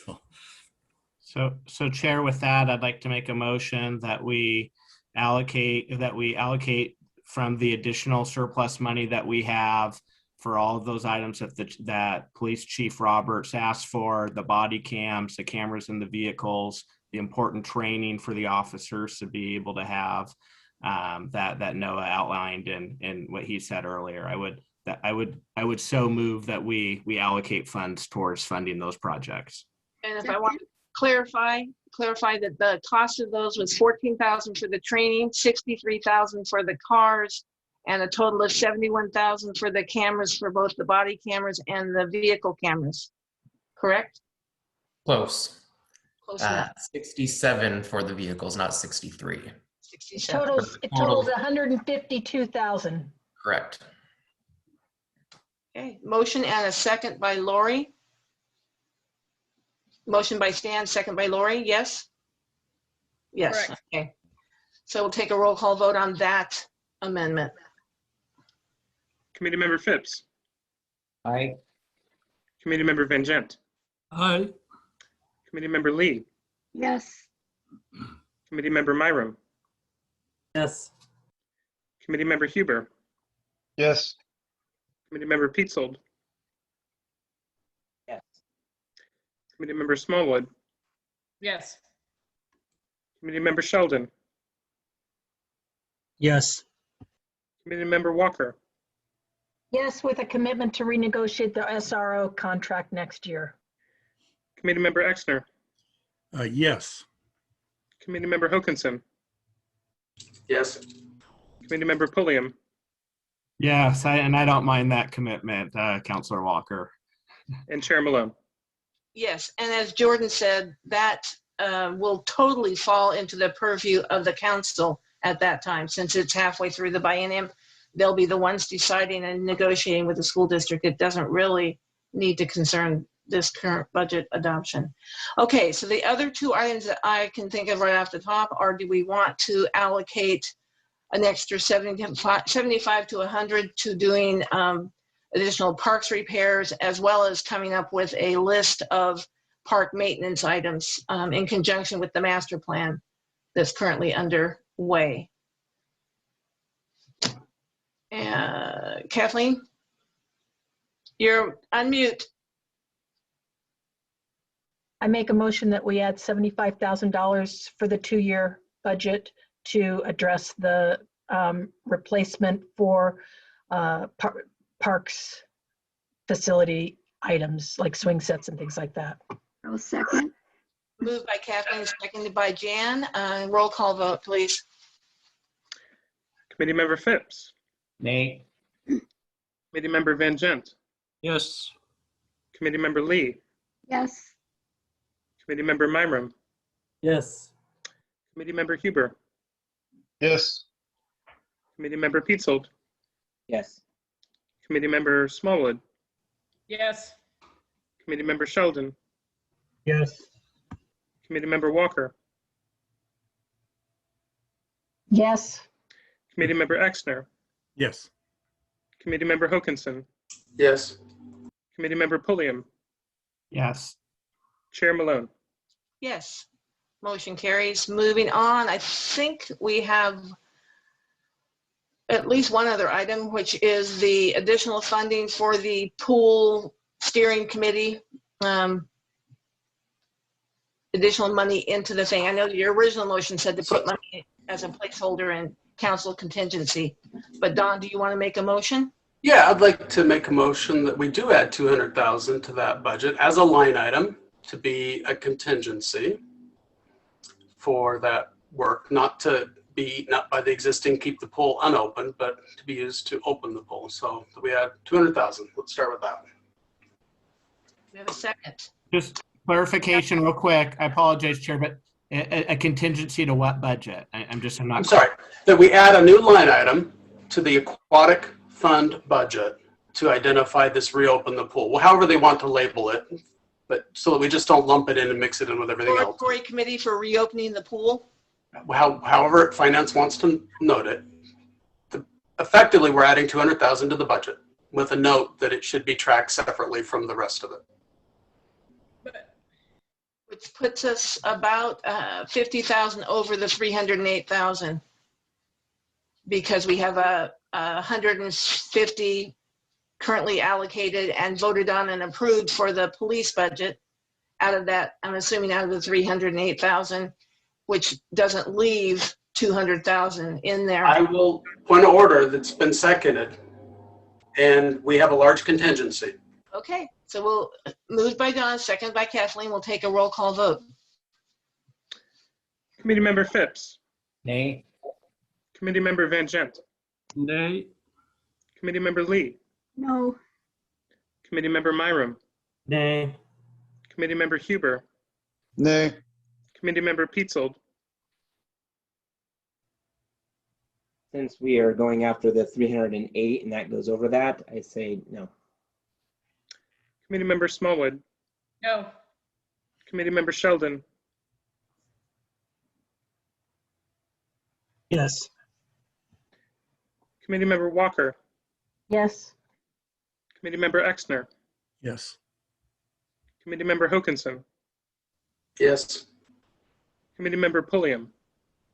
I'd like to just say that we still have no concrete proposal as to where this money would go. And I think that we deserve to have that. So I'm a no.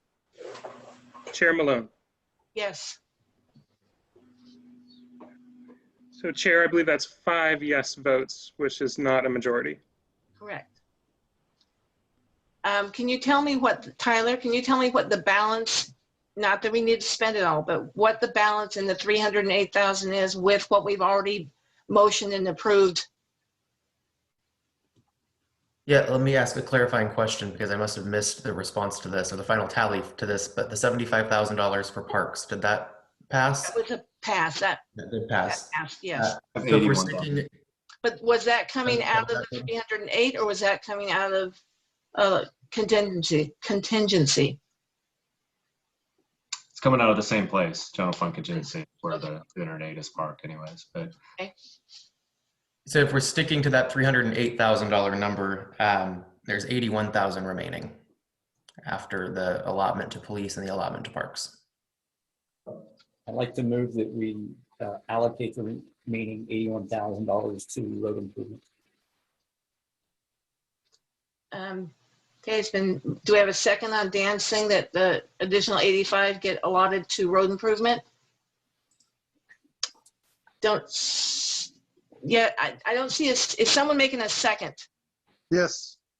Tim second that. And Chair, just for clarification, I believe it was 81. Is that correct, Tyler? 81,000, Right. 81,000. We have a motion by Dan, a second by Tim to approve to put that towards roads. And If I may ask a question. Sure. Go ahead. So street maintenance is paid for through the street fund, and the street fund has quite a bit of contingency funds already sitting there. I just want to make sure everyone's aware of that before you move into a roll call vote. There is about 950,000 in contingency within the operations division of streets. Do we know what the cost would be to bring the current level of the streets budget was only going to bring the roads up to, X number, 85%, I think he said. Yeah, so this is actually a great conversation. One of my favorite topics is filling potholes and road maintenance. Mike was referring to the pavement condition index, where our projections show that we will drop below 80 PCI, which is a sweet spot, right? 80 is where roads are at their best. It's easier to maintain. You don't have to do as much, expensive repairs. I think the challenge here is that the city council is going to receive a presentation on this pretty soon with transportation projects. I think this is a great future topic for the budget committee. In fact, 81,000, transferred from the general fund to the street fund is a very worthy, motion to consider this. I think in the report that we're going to share, it's the full pavement condition index report, is going to go into those funding strategies and how much more we need to invest over the next 5 years to maintain that level of 80 PCI. So, the budget committee can vote on this. It's, a good, proposal. I think that's, there's more information to come to the city council. This report was just recently done. We're going to talk about transportation projects and funding and how that all works at an upcoming work session. Well, it is true that the street fund has a lot of money sitting there contingency. I'd hate to, we have that limited 308,000. If we pull it out of there when there is almost there's more than $750,000 sitting there in contingency in the street fund. I'd rather have the money come from there than from. You're right. And similar to other, like, urban renewal, for example, that contingency is, also monies that we're building up for future capital projects, right? So there's certain areas we can't spend the urban renewal money on. Oh, of course. Right. Street fund contingency is logically spent on streets. Yes, and we're updating our transportation system plan right now to update our capital improvement plan, which will have a list of projects that we can fund with that contingency and gas tax dollars, BRF, et cetera. I think the council that will be addressing that probably has clear direction from this budget committee that they want that level to be maintained at least at the 80%, if not higher. Dan, did you raise your hand or were you just itching something? Stan. Yeah, I would just say, I'm kind of talking to Don and some of the folks that want the funds to go to the pool, is that my arm's extended here. I'm for the funds going towards, a plan for the pool. I want to see a plan. That's my only thing, right? That's why I was kind of made the motion earlier to put it as some sort of contingency so that, your task force could develop a plan to get funded, in the very near future. I feel like we've allocated money towards departments after our department heads have put together a plan for the funds and how it's going to be allocated. And I certainly want to be able to put funds towards the task force projects for the pool. I need to be made more aware and made to feel better about where that money's going. And so that's kind of where I'm looking for compromise. But I just wanted to kind of say that piece. I do want to fund the pool project. I need to see a plan. Thank you. For clarification, Don, are you thinking the motion for the larger amount failed, but for any amount, are you have any idea of where you would plan on that money going towards? Would it be for expertise or, No, I wouldn't expect to use that money for anything other than operating expenses to be utilized once a plan is created. So I hear what the mayor's saying. I'd love to have a plan too, but the task force just barely got approved. Those people are going to be interviewed. They're going to be on it. They're going to figure out a plan. They're going to talk to other communities, come up with a good plan. But at the end of the day, it's going to take capital type money to do repairs, a lot of which we can access through the urban renewal, the urban renewal funds, right? Some of which. But it will require some operating money. And so my concern is that if we don't pinpoint it in this session, in this budget committee, that we'll be squeezing a rock a year from now or 6 months or whatever time when we're ready to come back before the end of the biennium. I don't think it's going to take, to the next biennium to have a plan. I think it's going to be a few months out. And so the question is not that I'm saying write a blank check. Whatever that committee comes back with has to run through the council and get approved. It's got to be a viable plan. So there's a nice check and balance there. And if the plan doesn't pencil out, that money stays in funds and can get ultimately, if it needed to, reallocated to somewhere else. So I know there's hands up, but can we just provide clarity from staff around what Don just said there? So would there be a check and balance before that task force is able to just spend that money? Would they have to come back to council? Or once we allocate money to go towards that task force and that budget, are they able to, do they have the authority to spend it as they see fit without that crucial check and balance? Well, the pool explorer, this is my answer to city council, and city council, please correct me, but the pool exploratory task force would make a recommendation to the mayor and council on what's going to happen with the pool. So before anything is opened or any decision is made, the task force would come to the council with that recommendation. But with the money allocation as well? Let's say they want to spend $30,000 on a public opinion survey. Council would have to approve it. Yeah. Well, that's my question. Yeah. Yeah. The bylaws in the pool exploratory committee doesn't have a budget, and they don't have authority to spend money independent of a recommendation to council. Right. That's correct. That does make me feel better. All right, I'll shut up considering my hand wasn't even up. Thank you. Okay, Kathleen, you're next up on the list.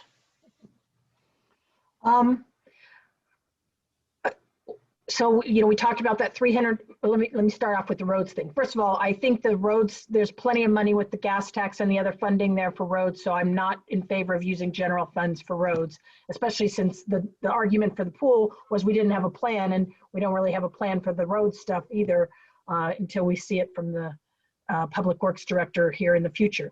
But back to the bigger picture, we had $308,000, I think, or $7,000 for extra unfunded mandates, and there was this $2.3 million ARA funds. And what I want to know is I thought there was going to be this effort by the staff to kind of really, you identified some like the fines that we didn't collect from the library and all that, but there was what I want to kind of have an ask on is for all those salaries that we had to pay out and, you know, for operating things under COVID, can't we squeeze out more money out of salaries that we paid for people to deal with the COVID situation, whether it was ordering plexiglass or wiping down counters or whatever it was? I'm just wanting to, you know, really identify additional funding. What was the total that you came up with in your slide presentation?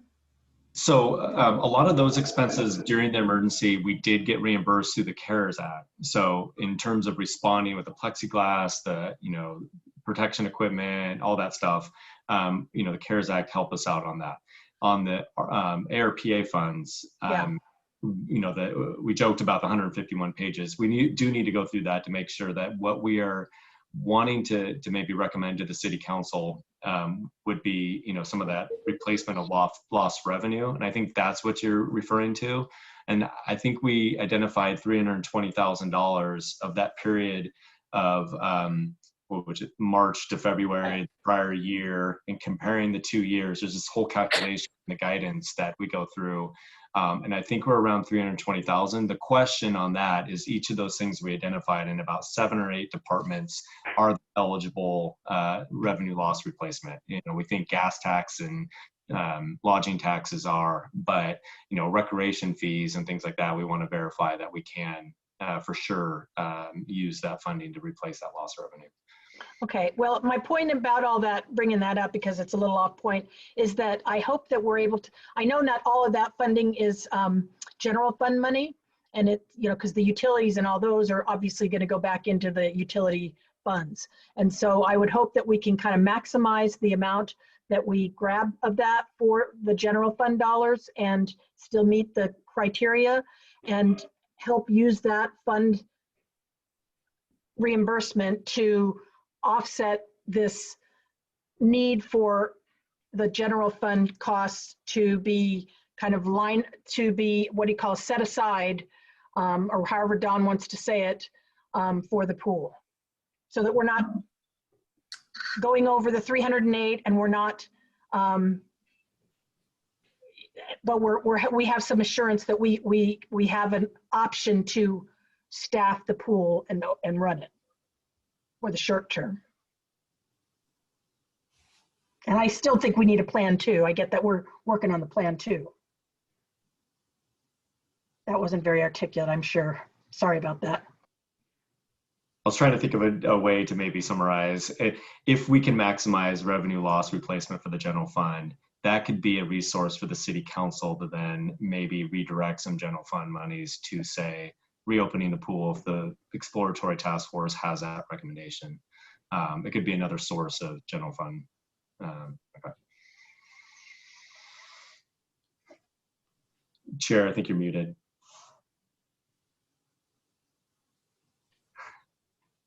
Chair Malone, you're muted. Unmute myself. I had to go close the window. I was hollering for my husband. Sunset on Bluff Road is quite bright. But so it could be as not an actual motion and a measure, but a recommendation to the to the city council from the budget committee to where money is found to make it possible to fund the reopening if the money is found, or A budget note? a budget note, yes. I'm going to call on Jeremy while everybody thinks about that. Jeremy, your turn. So I have, I guess, a couple questions since the last couple people spoke up. My understanding of this fund was to do for the exploratory aspect for the pool, not to operate the pool.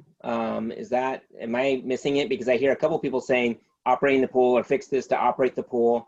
But I thought the exploratory committee was just figuring out how to fund the pool. And Don, you look confused. So I think I'm confused, we're confused. So before I go into my actual question, I wanted to make sure I understood what is being proposed for the exploratory committee. May I respond? Yeah, Linda? please. So my ask in my motion was for money to the Aquatic Fund, which that fund is all about the maintenance and operations of the pool in the center. The task force is independent. We authorized that in the council a few weeks ago. They don't have a budget. Their job is to go evaluate, use their volunteers to go figure out what a good plan is. At some point, we expect them to have a plan. Hopefully it's a viable one. At that point, it will require some additional operational money, more than the just keep the water running that the current budget does. So that's why I've asked for more money. Okay, so thanks for clarifying, because I thought it was asking for the exploratory aspect of how do we fund the pool. And so I guess that was, I'm glad I asked the question, because I thought that's what all the money was supposed to be going for, and that's what it was for, not to actually open the pool. Anyway, thank you. Carl. Yeah, a couple things. One is, we said earlier in the urban renewal budget that we were going to put together a market analysis, and we were talking about 90% of it was going to be paid for out of urban renewal dollars, but then that left another 10%, and somebody mentioned 50,000, and I'm wondering if we need to put, if we decided to do that in the urban renewal budget, we shouldn't be complete and put that extra few $1,000s into the market analysis from the general fund. So that, I know there's a motion on the table, but I want to bring it up. And the other thing is that I'm all for road construction and upgrade. I think there's a bunch of that needing throughout the city, but we do have funding sources for those things, maybe not appropriately, but we do have them. We don't have any money for the operation of the pool if the committee comes up with a proposal. And I guess I'm wondering if, why not, what's left over of that $308,000, since it's so insignificant, there's no way that it can be used to fund a operating even for a half a year, 3/4 of a year, that we just use that as part of that money that Kathleen talked about. If there's a way we can garner, shove, save, whatever it is that we can put together to fund an operating. Because I got to tell you, I'm totally impressed by the city's desire to put together a pool in our city. And I know that roads would be a big complaint if there were potholes all over the place, but I don't hear that from the street side of the world. I hear it really strong. I got to tell you, I hear it completely that we want to put a pool together of some format. And the 70, whatever it is, dollars we decide that's remaining of that 308, I think it, I know that there's a plan that needs to be put together, but at least it's a placeholder. So two things there. One is to do with that marketing thing that we have a small few $1,000s that we should put somehow. The 10% share, 15% share that is not within the urban renewal area? Correct, yes. And then as a contrary, if the road thing fails, I'd like to put it into there, but I'm not making a motion at this point. Would that motion for the extra little bit, would that come out of economic development? The economic development budget?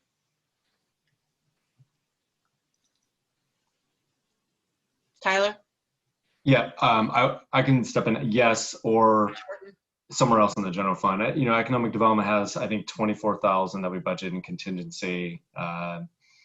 It is being reduced from the beginning balance, but administration also has, I think, 30,000 or something too. Just for simplicity, if it's contributing $5,000-$10,000 over the biennium, I would say we could just pull that from economic development or administration. We'll kind of, It could be covered. Yeah, I just don't wanna yeah, rather forget. than doing a special change right now. I don't So want to if forget we put a budget note, if we put a budget note to the council that we want the share that is of the city that is not within the urban renewal district to pay their fair share of an economic development plan or assessment, that would be good enough to put that note in as a recommendation. Thumbs up, everybody? I'm just putting that note in for the council to decide. I see most thumbs. I'm gonna say that passed. So it's just as a budget note to the council from the budget committee. So what measures, Jeff, can you tell me which ones we've already voted on and passed and how much is left of the 308 after that? And then we'll look at the motion that's already on the table about the roads and taking it out of there. Yeah, because I'd like to call that to question so that we can vote that and move on, because we're just. Let's go ahead and let's do the vote on the roads. We had a first and a second on taking what's left in the 308 and put it towards roads with their 900,000 contingency. Chair Malone, if I may, based on what I've heard after my motion, I'd like to withdraw the motion. Okay. And the second is withdrawn. Well, the motion's gone, so we won't have to deal with that right now. Let's deal with what motions have already passed and how much is left with that 308,000. So Tyler, please check my math. I see that we have allocated 152,000 to police, and that was for several things. That was for body and vehicle cameras, vehicles, and training. And then we've also allocated 75,000 for parks maintenance. Is that what you have, Tyler? That's so correct. That would leave, Chair Malone, that would leave $81,000. So does someone want to make a motion to allocate that 81,000 to pool operational funds? Lori? Nope. I do not want to authorize any money to the pool. Sorry. No, you don't want to make that motion. Okay. Yep. Carl? Unmute. Yeah, I make a motion that we allocate the remainder of that 308,000, I lost track of what it was, to a placeholder for operational funding of the pool. I second the motion. Been moved by Carl, seconded by Dan. Let's take a roll call vote on that one. Committee Member Phipps. Aye. Committee Member Van Gent. Yes. Committee Member Lee. Yes, if the plan is approved first. Committee Member Myram.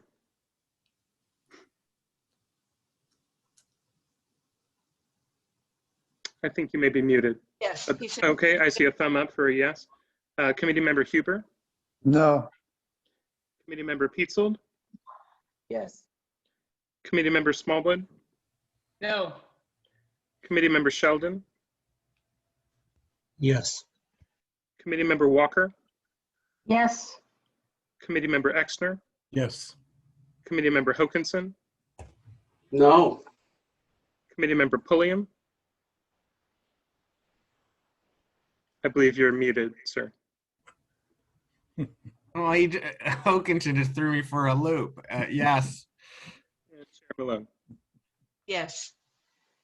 And could we also, Jordan, you can tell me, but could we also, as Kathleen was saying, if money is found or able to be found in the budget because of the ARAP or ARPA, whatever, and a plan comes forward from the exploratory committee that would require more operational things, but would be a plan approved by the city council to reopen the pool, would that be a possibility as a note to the city council from the budget committee?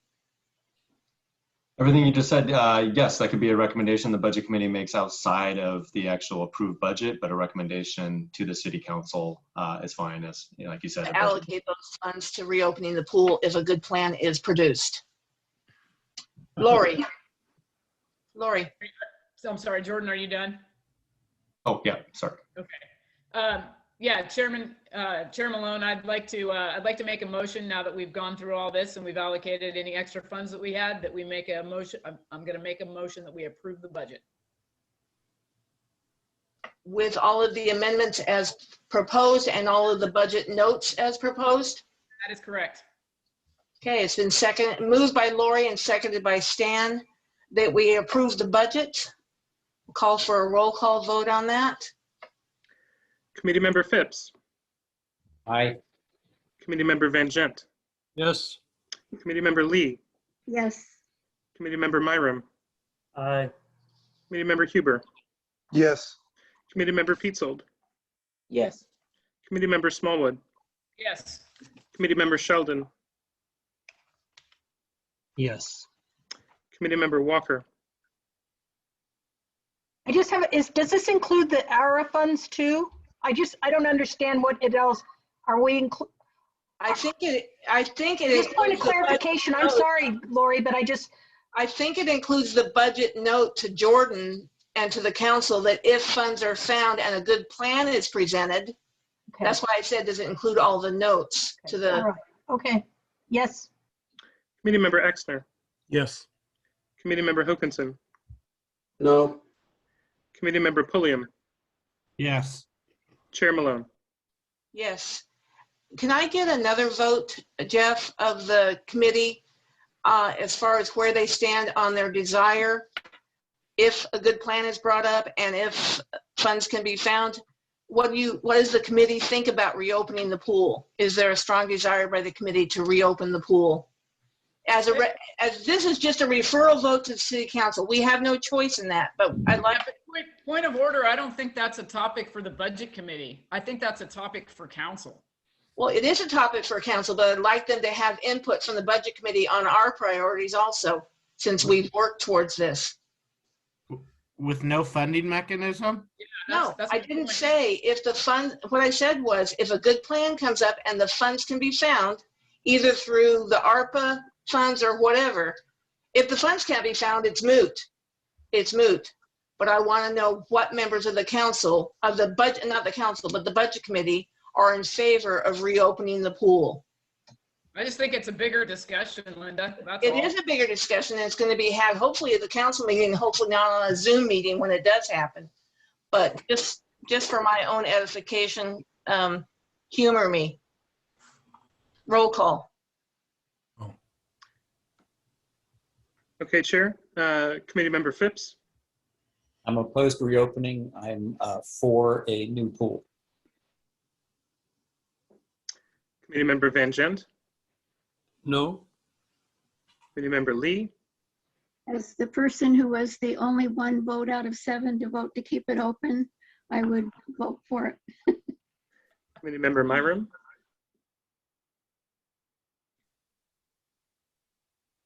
Aye. Committee Member Huber. Yes. Committee Member Petzold. The funding mechanism, yes. Committee Member Smallwood. No, and with this, I want to just give a little brief explanation of why. I like Dan, I'm not in favor of the current pool. I would be open to a new pool, but it must, absolutely must have its own funding source, whether that be through a bond or a special district only. So that's where I sit. Committee Member Sheldon. I don't know how to vote for this, to be honest with you. I want the pool open, but I mean, it's kind of like Lori. I don't really know. I think we need a pool, but I don't know what that looks like. So I struggle with the yes or no on this. So I'm gonna have to abstain, I guess, is probably the best answer. Committee Member Walker. I vote yes, and I'll just add that, we just approved $7 million for police and lots of other money. I think that, I'm glad I think we do need to look at funding sources, but I also think that a good portion of this needs to be coming out of our increased revenue that we're getting from increased housing and property taxes every year. Committee Member Exner. Yes. Committee Member Hokanson. Yes. Committee Member Pulliam. I guess I'm just not quite sure what the question is there's lots of things I want in life that I can't afford. And so without any plan or funding mechanism in place, I'm just going to have to do here what I do in those moments. I abstain. Chair Malone. Yes. I think it's kind of sad to be, and did the motion carry? Did the more people approve of opening the pool? I do have at least 7 yes votes, so that is a majority. Okay. We talk about wanting to have a pool because it's so special and our community our size really deserves a pool. We had a pool. We had a pool for the 25 years my kids were, growing up in this community before they went off and, various other parts of the world. And the fact that we have been unable to keep it open is a sad state of affairs, but I think we should be working towards reopening it and bringing that amenity back to our citizens. As Kathleen said, we've gotten bigger. You would think that would make it easier. We've got more people, we've got more tax base now, and I think we need to entrust that exploratory committee to come up with a solution.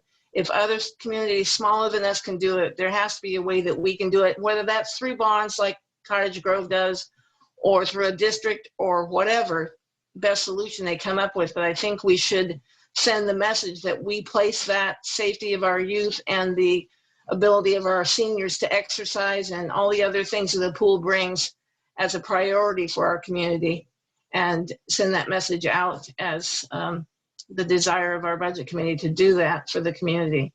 Find a way. We've always been known in the past with the various things that the city does, including Sandy Net and our road system and our SAM bus system and all the parks and the concerts and everything else, as a little city that thinks big. And I think we can think of a way to keep our pool a part of this community. That's my editorial, but we've approved the budget. We've made a recommendation to the council. We've done it before 9 o'clock. Is there anything else that the committee would like? Great. Chair, we need to approve the tax rate. Oh, the tax rate, the one that the state says, but we approve. Okay. That's right. So we'll make someone make a motion to approve the tax rate. Tyler, can you read off the tax rate? Sure can. So the motion would be something similar to, I move to approve the city's permanent tax rate of 4.1152 per thousand. I'll make that. Rich is still moving. Yeah, so moving. And Kathleen is seconding. And we will, we'll just do thumbs up on this because I think everybody, we don't have a whole lot to say about it. It's just what it is. Hopefully a unanimous decision on this. I see, I don't see Lori's thumb up or Jan's, but I'm assuming everyone's saying yes. Dan? I'm abstaining. You're abstaining. So we've got an abstention from Dan, but is everybody else voting yes? If not, give me a thumbs down. Okay, everybody else votes yes. So with one abstention, we have approved the tax rate. Is that everything we need to do as a committee? Mayor, can I just request the staff to please, for that money that's getting freed up from the ARA, whatever, could they please kind of provide us numbers for that, for broken out by fund code, general fund versus the other utility funds, please? In the future, in the next week or so? Absolutely. We can actually even make that a part of the packet for the council's. That would be great. I'd like to see that also, even though it's strictly a council decision. I'd still like to see it. Jan Lee. Yes, I just wanted to ask, as the budget progresses through the rest of the biennium, and if there are supplemental budgets, could you please copy to the budget committee? That's one of the issues we had at the county budget, is not seeing the supplementals. So that would be great if you could share that. Great, yes. I agree, Jan. So if there's nothing else for the good of the order, we will close this budget meeting early at 8:24. No objections, Dan? Chair Malone, just for clarification, I did not vote for reopening the pool. I voted for a new pool. You voted, correct. You voted for a new pool. You and Lori. So if that affects what goes to council, I just want to make it noted. Yes. So And noted. Thank you. Yep. Ultimately, every decision we make here, it's great to have community input of the people who aren't the final decision makers, of which there are 7 on here who are final decision makers and can, at their own peril, change what the budget committee recommends, but they can do it.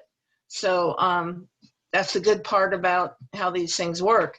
And that's where sometimes I was deferential to those of us on this committee who don't have that final decision, because the 7 of you who do have it can take our recommendation and, you know, do whatever you want with it. But I'm hoping you'll take it into proper consideration and with the due deliberation it was made with, and act accordingly. And Sure. knowing that we will be watching. Sure. Stan, yes. Yeah, I just wanted to thank you as chair and the rest of the committee members on the budget committee for your service. I think we exhausted a lot of hours through all this, and just really appreciated everybody's input and thoughtful questions, and just thank you all for your community service. Really appreciate it. Thank you. Kathleen. What he said. Okay. Stole my thunder. Good job. Thank you for your. Yeah, well, he stole my thunder too. So I just want to say thank you, Chair Malone. You did a great job. I appreciate it. This is a rough, tough crowd. Probably the hardest one I've been in my many times, but regardless of that, you did a great job over Zoom. And thank you for all the staff members too. And all the. We're in tough times, Jeremy. Tough times call for a little extra whatever. But hopefully by this time, the next budget go around, we will not be doing it remotely on Zoom. We'll be in person and maskless. So anyway, thank you all. I appreciate it. And it's been an experience. See you later. Thank you, everyone. Thank you. Really appreciate it. Thank you. Thanks, guys. Have a good night. You too.